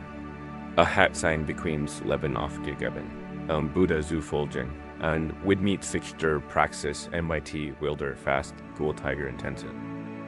Praktizierte Meditation so unerbittlich, dass sein Füßel und rissig und blutig wurden. Trieb seinen. Geist und Körper bis in die absoluten Grenzen, schlief sehr wenig. Gerad Jennings Überleben und stritt ständig MIT grimmiger und schmerzhafter. Entschlossenheit natürlich Jutsi Tung dat Dio. Trotz all seiner Bemühungen fand keinen Frieden. Folgt nur Erschwing, Schmerz und tief in Nötigung. Begann zu denken, ich habe ein Leben in Wohlstand und Luxus hinter mir gelassen. Nu nicht mehr Leid gefunden. Vielleicht ist dieser Weg nichts für mich. Es war besser, mein altes Leben zu suchen, wo ich wenigstens meinen Reichtum genießen und sinnvoll nutzen könnte. Der Buddha erkennt MIT seiner tiefen Einsicht, Sonas Geisteszustand. Besucht ihn und fragt, Sona, stimmt dies, dass du ein guter Lautenspieler warst, bevor du Mensch wurdest? Das ist wahr, Habener, antwortet Sona. und sag mir Sona, vor der Buddha fort. Was passiert, wenn die Satan deiner? Lot zu strafgesten sind. Würdiger Herr, sag Sona, wenn die Satan zu strafgesten sind, versuchen Sie einen scharfen, unengen Klang, und is bestet ein hochwahrscheinlich, dass Sie regen. Was passiert? Fragt der Buddha, wenn die Satan zu locker gesten sind. Mein Herr, wenn die Satan zu locker sind, versuchen Sie einen dumpfen, gedämpften Klang oder gar keinen Ton. Die Lot lässt sich nicht spielen. Und was ist, wenn die Satan nicht zu straf und nicht zu locker sind, sondern genau auf die richtige Tonhand gestimmt und gleich nicht ausgewogen sind? Fragt der Buddha Datsan as Augen leuchteten verständnisvoll auf. Würdiger Herr, wenn die Satan richtig gestimmt sind, sucht die Lot einen wunderschönen, wohltönenden und harmonischen Klang. Es ist ein Freude, sie zu spielen und zu rennen. Der Buddha blickt Sona den MIT großem Mitgefühl und ansagt, Sona, genosso fort gespanti Energie, zu Ruhelassiget und Unruhe. Und zu locker Energie fort zu Treit und Fallheit. Streng dich deshalb nicht zu sehr an, aber gib auch nicht auf. Find das Gleichgewicht denn. Shannon Mittelweg. Stimm das Instrument diens Geisten Krippers auf die perfekt Tanha. Als Sona dies Wort hört, erkennt seinen Fehler. Lockert seine extremen Anstrengungen und begann MIT ausgeglichener, stetiger und freudiger Energie zu üben. Bald darauf erlangte den Frieden, den so lange gesagt hat. Dies lehrt der mittlerweise das Herzstück der buddhistischen Lebens- und Praxisauffassung. Es ist ein Weg, der die beiden Extremen der Selbstgepflege und Selbstgäste vermeidet. Die Seite der Lot ist die perfekte Metapher unserer Anstrengung, unserer Aufmerksamkeit. Sind wir so eingespannt, so zielorientiert und so kritisch gegenüber unserer Praxis, ist die Seite zu straf. Wir werden unruhig und aufgeregt. Die Praxis selbst wird zu stressig. Die Musik ist schrill. Sind wir jettig so nachlässig, unkonzentriert und undiszipliniert, ist die Seite zu locker. Wir verfallen in einsatzten geistiger Benevolung und Lethargie. Es kann keine Musik entstehen. Die Kunst Ruhe zu finden, insbesondere nachts, nicht. Inter dieses Instrument zu stimmen. Es ist ein dynamischer Prozess, der sich von Moment zu Moment ändert. Es handelt sich nicht eine feste Einstellung, sondern einständig, sanft Anpassung. Versuchen wir, die Stimmen unseres eigenen Instruments zu spüren. Wenn du hier rast, lenk die Aufmerksamkeit auf die Qualität deiner eigenen Aufmerksamkeit, die Qualität deiner eigenen Anstrengung in diesem Moment. Überprüfen Sie zunächst, ob die Seite zu straff ist. Fühlen Sie sich krank oder geistig eingespannt? Pressen Sie den Kiefer zusammen? Sind Ihre Schultern eingespannt? Versuchen Sie ist etwas passiert? Beurteilen Sie Ihre Erfahrung und vergleichen Sie mit Ihrem idealen Zustand, willkommenen Friedens. Sind Sie frustriert, weil Sie noch nicht schaffen? All dies sind Anzeichen davor, dass der Frieden zu strafgesungen ist, zu WEN du dies Spannungsburst. Ist die Anweisung einfach? Locker die Schnur, les bewusst die Körperliche Anspannung. Locker den Kiefer, locker den Stirn, lass den Schultern sinken, lass das Ziel los. Erinnere dich an das torlos Tor, es gibt nichts zu erkennen. Erlaub dir, genau so zu sein, wie du bist. Atmen suchend aus und lass den Druck, was dort prüfen Sie, nun das Gegenteil. Ist die Schnur zu locker? Ist Ihr Geist trub, neblig oder verliert? Es sitzen eines jährlichen Tagtraum? Hat Bewusstsein seine Klarheit verloren? Das ist die Schlafschnur. Sie mag sich zwar angenehmer anfühlen als die Strafschnur, aber sie ist kein Zustand extremen Friedens. Es ist ein Zustand subtler Zustand, Wenn Sie dies Dumpheit bemerken, sollten Sie die Schnur vorsichtig spannen. Sie müssen Sie nicht rückgängig sehen. Is genut ein klein Episang.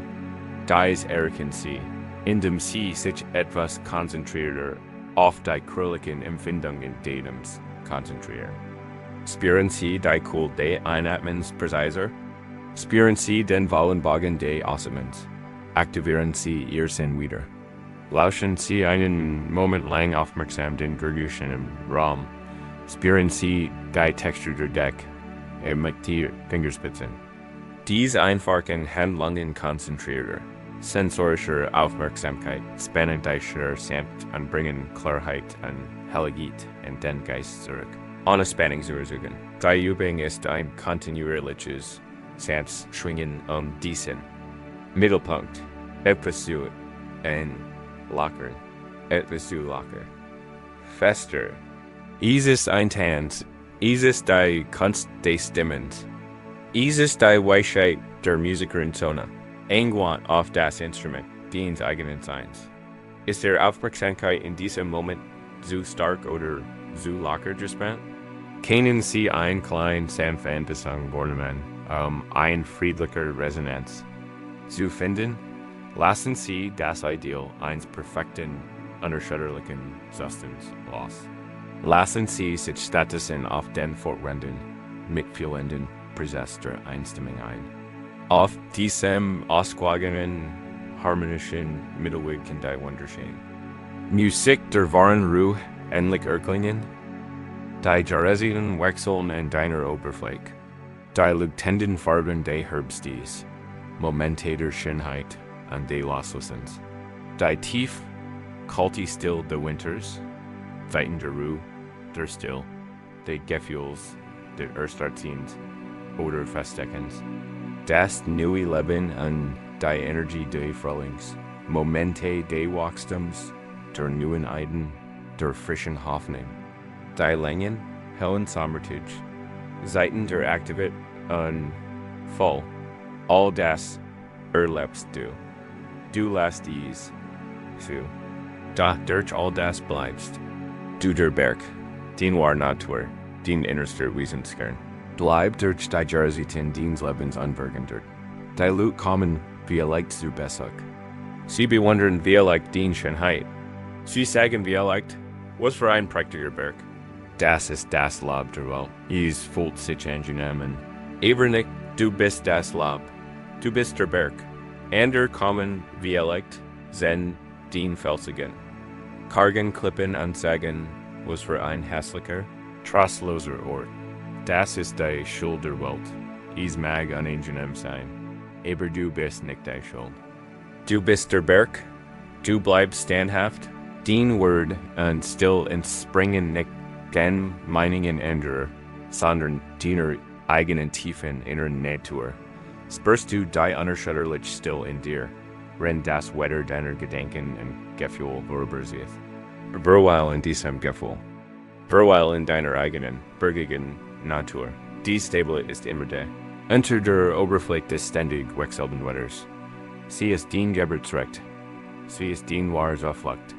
Indem du dich mit verbindest, entwickelst du die tief Ausgeglichenheit des Gleichgewichts, die Fähigkeit, allen Leben mit ruhigem Herzen und offenem Geist zu begegnen, von diesem Ort immenser.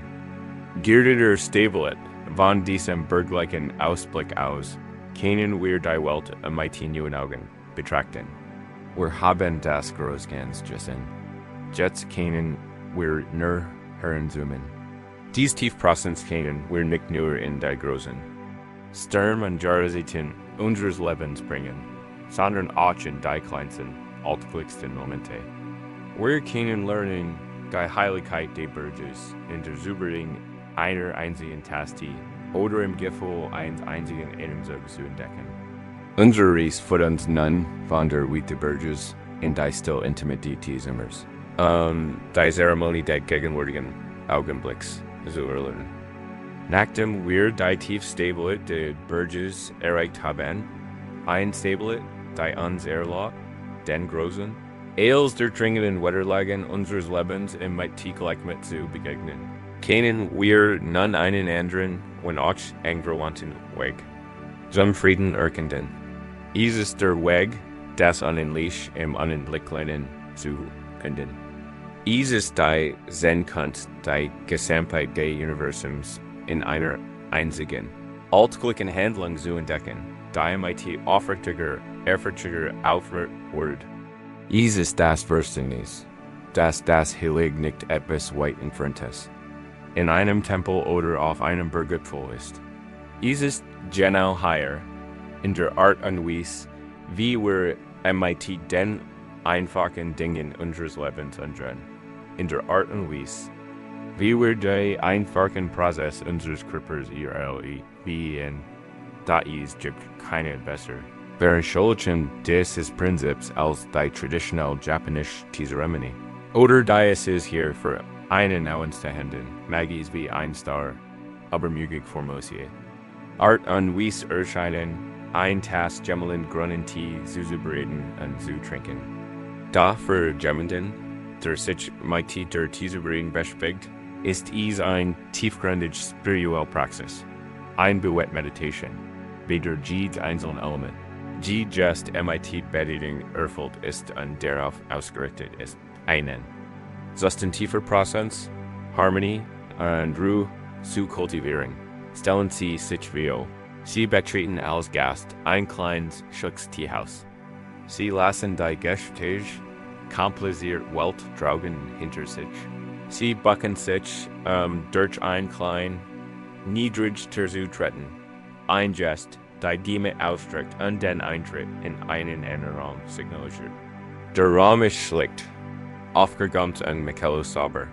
Ein einzelnes Blumenarrangement in einer Nische fängt die Stimmung der aktuellen Geräusche ein. Ein Kalligrafieral hängt und bietet ein ruhiges Motiv zum Nachdenken. Die Luft fühlt sich anders an. Ruhig rein, bewusst. Der Teemeister tritt ein. Seine Bewegungen sind wieder hastig noch langsam. Sie sind vollkommen sparsam, anmutig und von stiller Zuversicht erfüllt. Die Bewegung wurde tausendfach geübt und flieht daher mit der Natürlichkeit der Atmung.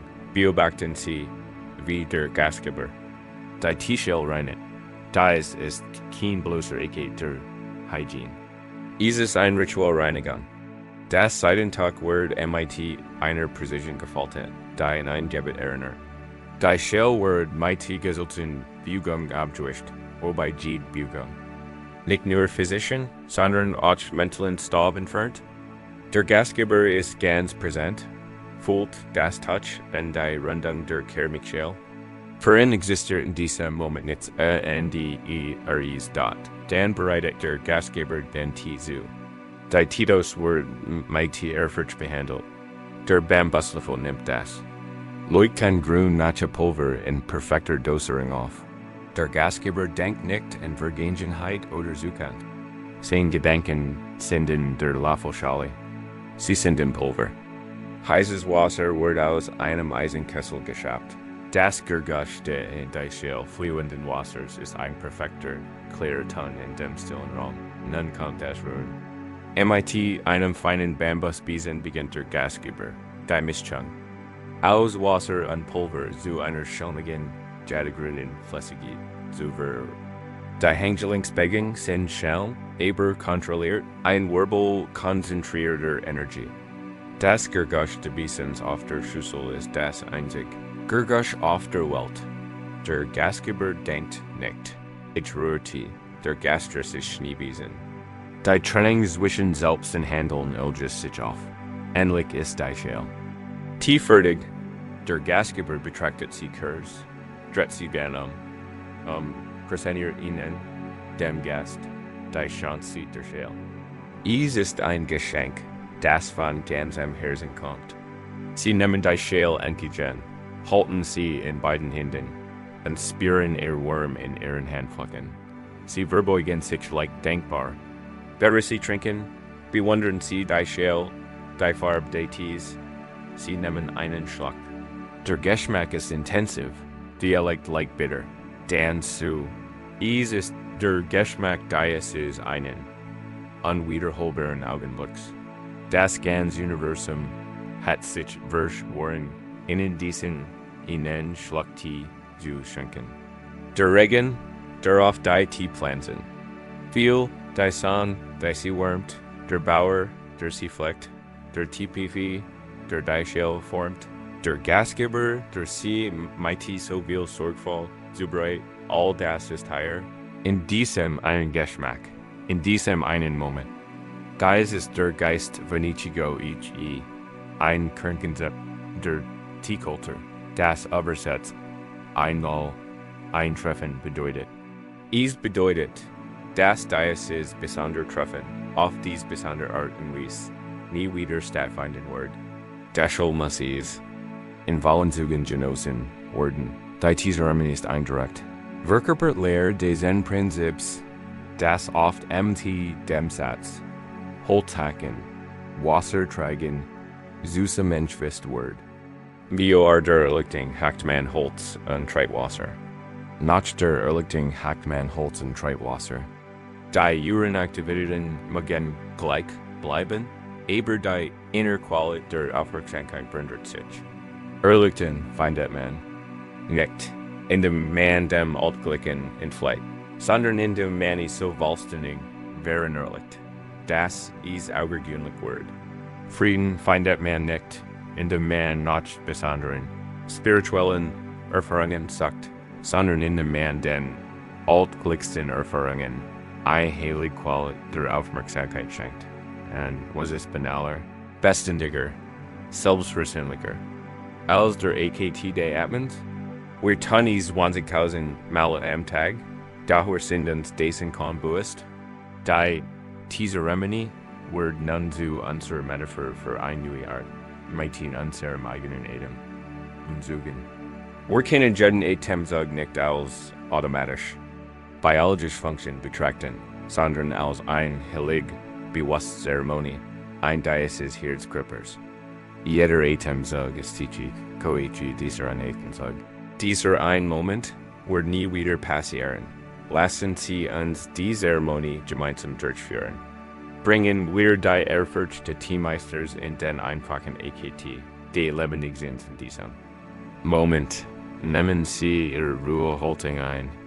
Lassen Sie alle Ziel los, auch das Ziel dieser Meditation. Wir sind lediglich hier. Eine Zeremonie besuchen. Der erste Schritt ist die Reinigung. Das ist das Ausatmen. So wie der Gastgeber die Schell. Right, lass beim nächsten Ausatmen. Buß los. Lass den Tag los. Lass die Entspannung los. Lass die Übertragung los. Stell dir, du reinigst deinen Geist und schaffst einen reinen, leeren Raum für die Zeremonie. Wiederhol diese Reinigung ein paar Mal, ein langsames Befreiens. Ausatmen. Schaff Raum, nun bereden wir das Abreveal. Das ist das Einatmen. ATM&C mit der gleichen sorgvoll ein, wie der Teammeister das kostbare Matcha-Pulver schafft. Sie atmen nicht nur Luft ein. Sie empfangen das Geschenk des Lebens. Spüren Sie den Atem aus Nahrung. Folgen Sie seinen Weg. Spüren Sie, wie die Luft in Ihr Nase eindringt. Spüren Sie, wie sie Ihr Kehl hinunterströmt. Spüren Sie, wie sie Ihr Lungenfold an Ihren Brustkorb und Ihren Bauch weitet. Sehen Sie gern präsent der gesamten Ries des Anatmens. In diesem Moment existiert nichts anderes als dieses EMPFANG, EGNEN, gibt es einen Moment dervoll. Ein natürlich Pause. Es ist wie der Moment, in dem der Gastgeber den Zubereiteten inspiriert, bever in Ambientet. In diesem kurzen, stillen Moment transpirieren Sie einfach das Gefühl der Vollständigkeit. Es gibt keine Eile beim Ausatmen. Es ist ein Moment vollkommener Balance da, nun bringen wir das Opfer dar. Darauf folgt das Ausatmen. Da dies ist kein reinigendes Ausatmen. Es ist eine andere Qualität. Es ist ein bewusstes, Sams, großzügiges Zurückgeben, sowie der Gastgeber die Schönschale präsentiert, endlich die Gutenachtgeschichten zurück. in die Welt, ist ein Opfer des Friedens, verstil. Spür, wie den Kripper weiker Word, sich beruhigt und entspannt, wenn du den Atem zurücksetzt. Und en de Ausatmens folgt ein weiter Pause. Ein Moment der Leer, bewerder. Nachts Atems kommt. In diesem Moment erholt der Geist die Schale. Es ist ein Moment stiller, tiefer Dankbarkeit. Verweil in dieser Still. Es ist keine Unwesenheit, sondern Tiefpräsenz.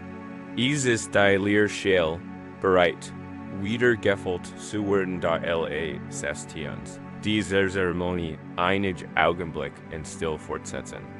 Jeder Atemzug ein vollständiger Zyklus, ein vollständiges Ritual, das Frieden ausatmen, das achtsam Einatmen, das Geschenk empfangen, der Ruhepunkt der Voll, Ausgeglichenheit, das sanft Ausatmen, Frieden schenken, der Ruhepunkt der Leer, Dankbarkeit, behandeln Sie jeden Atemzug, als wäre es der wichtigste Ihres Lebens. Schenken Sie ihm Ihr Wohl, ungeteilt, entscheidig Aufmerksamkeit.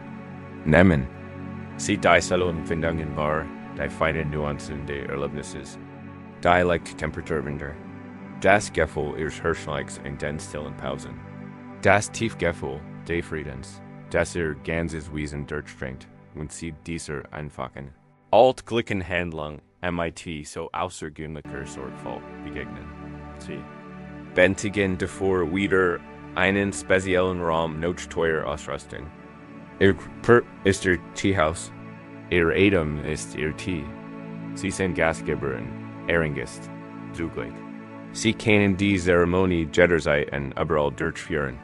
Wenn Sie gestress sind, führen Sie die Atemzeremonie durch.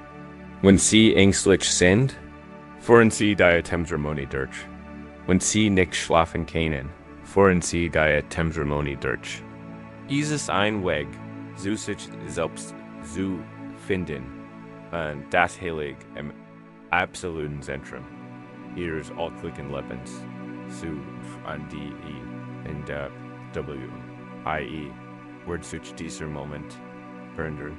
Wenn Sie mit der Sorgfalt und Ehrfurcht eines Meisters behandeln würden, der Einstellte zubereitet, Sie würden feststellen, dass dieser Moment, genau dieser Moment, eils enthält, wonach Sie gesagt haben. Wenn wir hier sitzen und jeder von uns sehen, eigen stille Atemzeremonie vollzieht, würden wir uns vielleicht einer subtilen und wunderschönen Wahrheit bewusst. Wir sind damit nicht allein. So wie die in einem Zimmer einen Moment tiefer. Verbundenheit an Worteilen sind auch wir Teil einer größeren stillen Gemeinschaft. Unsere Individualzeremonie ist Teil eins am Versenden. Gemeinsamen Rituals des Seins. Unsere Reis weitet sich nun aus, wander intimate unseres. Eigenen Atems hin zur stillen, unsichtbaren Gemeinschaft aller, die ebenfalls in der Still der Nachfrieden sitzen. Wenn wir uns tiefer in unserer Praxis vertiefen, in die Still unserer inneren Welt, kann manchmal ein Gefühl tiefer Isolation aufkommen. Da sind wir, allein in unseren Zimmern, ringen mit unseren Gedanken, spüren die einzigartige Last unserer eigenen Geschichte und unserer eigenen Angst. Darüber kann sich einsam anfühlen. Wir kennen uns wie ein einzeln flackernd Kurs in einer riesigen, gleichgültigen Dunkelheit fühlen. Dieses Gefühl, in unserem Kampf allein zu sein, ist selbst ein Kill des Leidens. Es folgt zu allem, was wir sonst erleben, ein Schicht einsamer Traurigkeit hinzu. Da was, wenn dieses Gefühl der Trennung nur eine Illusion ist. Was, wenn wir unsere Einsamkeit in Wirklichkeit zu stehlen. Es gibt ein Geschichte, kein klassisches Zen-Können, sondern ein modernes, das aus der Erfahrung von Menschen im stillen Retreat entstanden ist. Stellen Sie sich ein Kloster vor, das ein 7-tägige Periode edlen Schweigens einhält, oder Session die. Teilnehmer dürfen nicht sprechen, keinen Blickkontakt herstellen, und in keiner Weise kommunizieren. Sie werden eindrüssen. Ihr gesamt Aufmerksamkeit nach innen. Es sieht tien Dong Bernamens mehr gesagt erste Session sie ist in ein Lebenwaller Geplapper, Kontakt und Lerngut. Der Ersttag der Still ist etwas News. Dahem zweiten und dritten Tag match sich ein tief und schmerzlich Einsamkeit bringt. Sie ist der Mahlzeiten in einem stillen Speisesaal, umgeben von Menschen, und fühlt sich da völlig allein. Sie geht die Gartenweg entlang, sieht Ander, fühlt sich eber wie ein Geist. Nachts, in ihrem kleinen, einfachen Zimmer, fühlt sich die still aber wohltätigend und erdrückend. Sie scheint ihre eigenen Angst, ihr eigenen Gefühl der Unseligkeit zu verstärken. Sie fühlt sich verzweifelt und schmerzlich isoliert. Sie denkt, ich bin die Einzige, der es so geht. Alle anderen wirken so gelassen, so in sich. Gekit, ich gehe higher nicht hin. In der vierten Nacht kann sie nicht schlafen. Ihr Gedenken rasen, und ihr Herz schmerzt wie eure Einsamkeit. Sie liegt in Dunkeln und lauscht der tiefen Still des Klosters. Da damn. Als sie tiefer lauscht, aber das Klingeln in ihren eigenen Ohren hinweg, hört sie etwas anders. Dieses ganz, dieses das Gurgusch ein sanften, rhythmischen Atmen aus dem Zimmer nebenan, einatmen, ausatmen. Ein langsamer, gleichmäßiger Rhythmus. Sie konzentriert sich auf dieses Gurgusch. Es ist ein Lebenszeichen, ein anderer Mensch, nur ein Dunwand entfernt. Dan lauscht sie noch genauer. Sie kann gerade noch einen weiteren Rhythmus aus dem Zimmer gegenüber ausmachen. Und noch einen dort sie liegt da, in der tiefen, dunklen Still, und erkennt, dass sie nicht allein ist. Sie ist umgeben von Menschen, die Themen. Sie sind alle hier in dieser Still, gemeinsam. Sie alle stellen sich ihren eigenen Gedenken. Sie alle gehen denselben schwierigen Scheinenweg. Der Mann im Nebenzimmer kämpft wie leicht MIT. What? Die Frau gegenüber ringt wie leicht MIT-Trauer. Sie alle haben ihre eigenen Geschichten, ihre eigenen Schnurren. Da sie alle teilen Design, grundlegend real, sie Themen, higher, jetzt. In dieser gemeinsamen Still da weil sie sich ein tiefgreifend Grolderum. Die Still ist nicht länger leer und isolierend. Sie ist erfüllt. Sie ist klangvoll. Sie ist erfüllt von der stillen, kraftvollen Präsenz einer Gemeinschaft. Sie beginnt, ihren Atem MIT den Lesenrhythmen zu synchronisieren. Die sie hört, MIT innen, einatmen. MIT innen ausatmen. Sie spürt eine Verbindung. Die tiefer ist als G's gesprochen wird.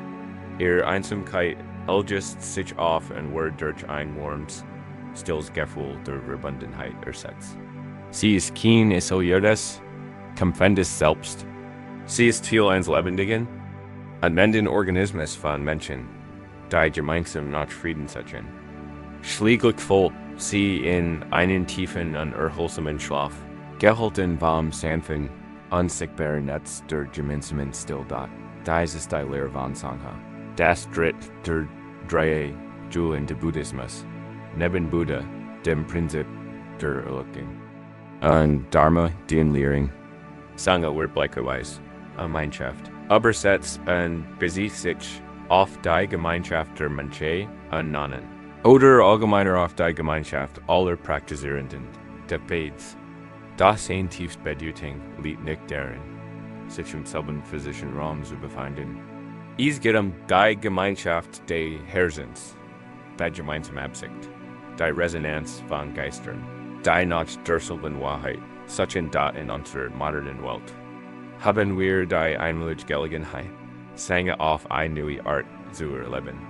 Wenn Sie diesen Worten lauschen, sind Sie willkürlich allein.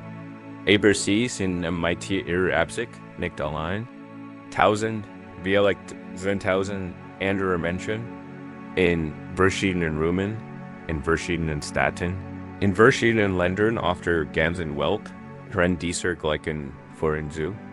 Sie liegen in ihren eigenen Betten, in ihrer eigenen Dunkelheit und Sachen den selben Frieden, den Sie Sachen. Da ist jemand in London, der gerade aufwacht. Da ist jemand in New York, spät in der Nacht. Da ist jemand in Tokio, in den Stillen. Stunden der Sonnenaufgang. Sie alle sind in diesem Moment ihr Sänger, der gemeinsam Schweigen ist unsere Metapher. Dies ist der unsichtbare resonante Raum, der uns alle verbindet. Ist geüben aus unserem gemeinsamen Wunsch, Frieden zu finden, unser gemeinsamen Verletzlichkeit angesichts unseres eigenen Geistes und unseren gemeinsamen Grundlegenden AKT des Atmens. Die Technologie hat diesen riesigen virtuellen Meditationsraum geschaffen, der sich über den gesamten Globus erstreckt. Die still ist nicht leer. Sie ist erfüllt von der Präsenz ihrer weltweiten GMENTSAFT.LS eben in dies gemeinsam still einzutreten und dies Verbindung zu spüren. Wenn du weiter rust, nimm deinen eigenen Atem wieder. Du bist wahr, spür seinen schlichten dämmerischen Rhythmus. Das Heben und Senken, das Aufnehmen und Loslassen. Vergiss nicht die wunderbare, verbluffende Wahrheit. Wenn du einatmest, atmen 8000 andere Menschen ein. Und wenn du ausatmest, atmen sie aus. Du bist Teil eines gültigen globalen Atemtures, erweitern sie ihr Bewusstsein über die Weirwand der Zimmers hinaus. Stellen Sie sich vor, ihr Atem gehört nicht nur Ihnen, sondern ist Teil dieses größeren planetarischen Rhythmus.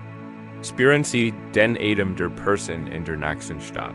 Spüren Sie den Atem der Person im anderen Ende des Landes, im anderen Ende des Ozeans.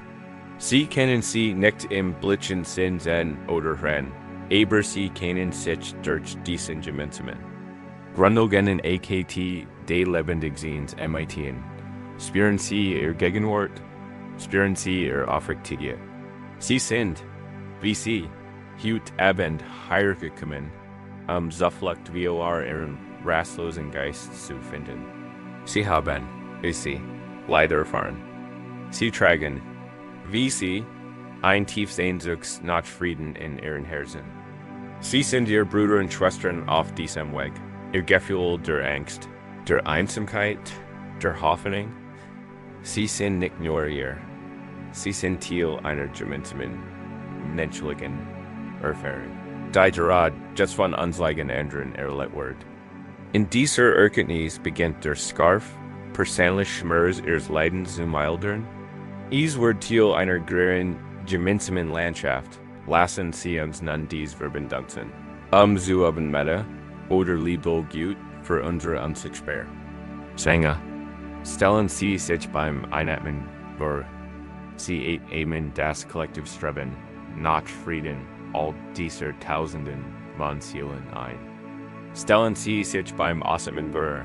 Sie senden ein Wellbe Friedens aus. Einen herzlichen Wunsch nach Ihrem Wohlgehen. Atmen Sie ein und sammeln Sie den Wunsch nach Frieden. Atmen Sie aus und senden Sie den Wunsch nach Frieden, Ihnen Sie möchten. Kennen Sie Stillsitz verwenden. Beim Einatmen Weisheit, das andere Frieden Sachen. Beim Ausatmen wünschen Frieden. Beim Einatmen Weisheit, das sich andere einsam fühlen. Beim Ausatmen wünschen Verbundenheit. Beim Einatmen Weisheit, das ist anderen schlecht geht. Beim Ausatmen wünschen Erleichtern. Spürt diesen Austausch. Dies ist ein stilles Gespräch des Herzens, das über Kontinente und Seiten hinweg stattfindet, ganz in dieser gemeinsamen Still. Du bist nicht länger ein einzelner, isolierter Lichtpunkt. Du bist Teil einer riesigen Konstellation, eines Netzwerks von Herzen, die alle im gleichen Rhythmus pulsieren und gemeinsam die Dunkelheit erhellen. Lass dich von dem Gefühl dieser Verbindung tragen. Lass dich darin verstehen. Lass sie zu einer Deck aus Wärme und Verbundenheit werden, in die du dich einhalten kannst. Du bist nicht allein. Du wirst nie allein. Spürst du die Stillkameradschaft all der anderen Seelen. Die Hutnat ebenfalls lernen, auf diesem unruhigen Meer zu treiben, verweil in diesem Gefühl. Verweil im Herzen deiner Sänger, dieses Gefühl der Verbundenheit, das Auflösen der Grenzen unseres isolierten Selbst und das Verschmelzen mit einem Größeren. Ist ein tiefes Gefühl der Freiheit, es lockert unseren festen Griff die Vorstellung, ein eigenständiges, festes, unabhängiges Wesen zu sein. Diese Lockerung ist essentiell für tiefsten Frieden. Unser Ries führt uns nun in den Rand der Eigenheit selbst, in Eintramplich, Landschaft, in der sich die Grenze zwischen dem Selbst und dem anderen, zwischen dem Trimmer und dem Traum, auf wunderbar, geheimnisvoll Wies aufsulzen beginnt. Wir sind durch die Landschaft in der Geist gereist und haben gelernt. Sehen Fleiß und Gritten, sehen brennenden Häuser in schattigen Gaiden zu berühren. Wir haben einen Atem gefunden, ein stillen Berg und ein Gefühl der Gemeinschaft. In der geteilten Still. Nun erkennen wir den Rand des tiefsten und subtilsten Territoriums überhaupt. Es ist das Territorium des Selbst. Wo ist dieses Ich, das Gebiet? Wo ist dieses Ich, das versagt Frieden zu finden, einzuschlafen? Die letzten Schichten unserer Rastlosigkeit hängen oft mit unserem Verzweifelten. Eiseren Griff dieses Gefühl zusammen, ein festes, getrenntes, kontinuierliches Selbst zu sein. Die Weisheitsstudien des Zen und des Buddhismus, nicht anti-suffrage, nicht mit Schuren. Philosophischen Abhandlungen, sondern mit buddhistischer Not, mit Geschichten, die keine Antworten liefern, sondern die Frage selbst auf wunderbare Weise auflösen. Keiner davon ist berühmter oder eindrucksvoller als der Traum der Alten. Daoistischen Weisen Zhuangzi. Eins nachts tritt Zhuangzi, sei ein Schmetterling. War kein Mann, der davon tritt, ein Schmetterling zu sein. In dem Traum war ein Schmetterling durch und durch. Flattert von Blut zu Blut. Auf einer Sonne der Flettenwies, sehen Flügel, mit Konsolen mustern in Gold und Schmalt. Spurt den sanften Widerstand der Luft unter seinen Flügeln, die Wurm der Sonne auf seinen Fühlern, nippte Nektar der Blumenherzen. Kann sich nicht erinnern, jemals ein Mann namens Zhuangzi gewesen zu sein. Kant. Wieder Philosophie menschliche Problem. Sehen ganz well besten aus der Wies der Preis den Blumen. Ein gefühlseliger, unbeschwerter Freud erfüllten. Fühlt sich wie ein vollkommener Schmetterling, gerne watchter, plötzlich. Lag auf seiner Matt. War wieder ganz Zhuangzi fest, menschlich. Ein Mann Genken und Erinnerungen. Daher was Erschütter. Setzte sich auf, und ein tiefgründig und beunruhigend Frage taucht in seinem Kopf. Da. Was nicht? War Zhuangzi ein Mann, der gerade geträumt hat? Sei ein Schmetterling? Oder war in Wirklichkeit ein Schmetterling, der gerade zu träumen begann? Sei ein Mann namens Zhuangzi? Dies schon. Ein Geschichte ist ein Tor zu einer der tiefgründigsten und befreiendsten Lehren der Assens, der Lehre von Anatta. Oder kein selbst im Westen, wird dies oft als nihilistisch oder beingsheigen missverstanden. Dies suggeriert, wir würden nicht existieren. Das ist nicht die Bedeutung. Anatta bedeutet nicht, dass nichts existiert. Es bedeutet, dass nichts existiert negen und permanentes lehrt, dass unser Gefühl ein festes, kontinuierliches, getrenntes Selbst zu sein, ein Ego, ein Seele, ein feste Identity, ein Illusion ist. Das Selbst ist kein Substantiv, sondern ein Verb. Es ist kein Ding, sondern ein Prozess. Es ist ein sich ständig verändernd, fließend Konstellation von Gedenken, Gefühlen, Erinnerungen und Körperempfindungen.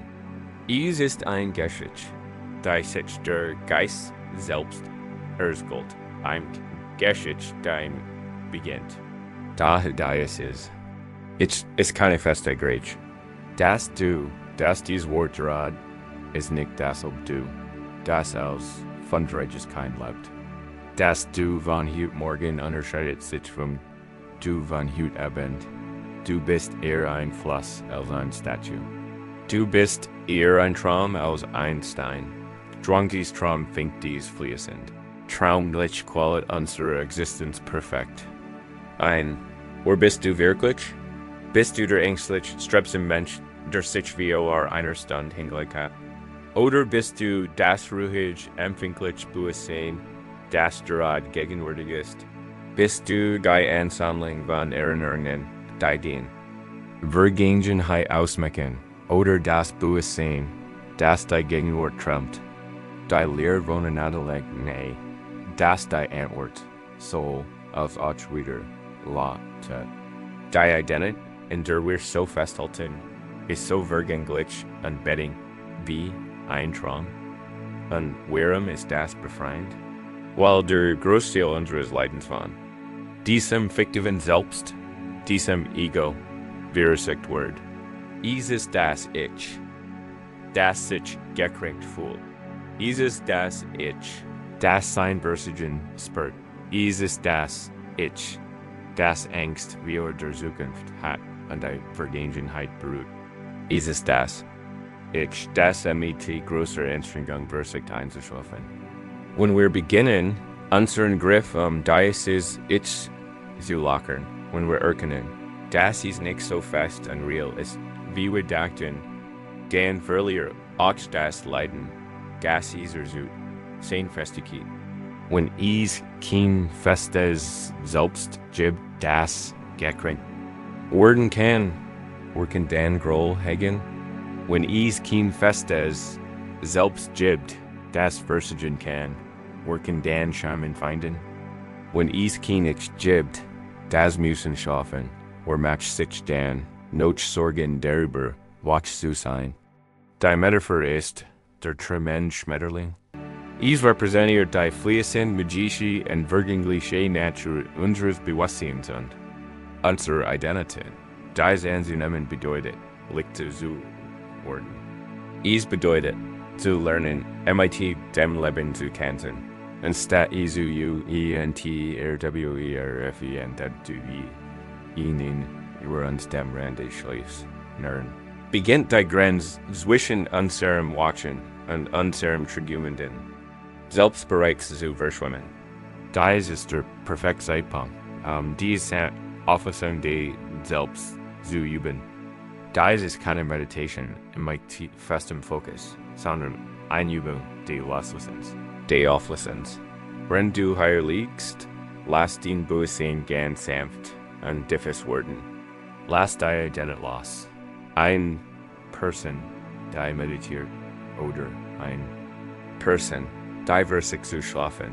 Lass den Namen los. Lass den Vergangenheit los.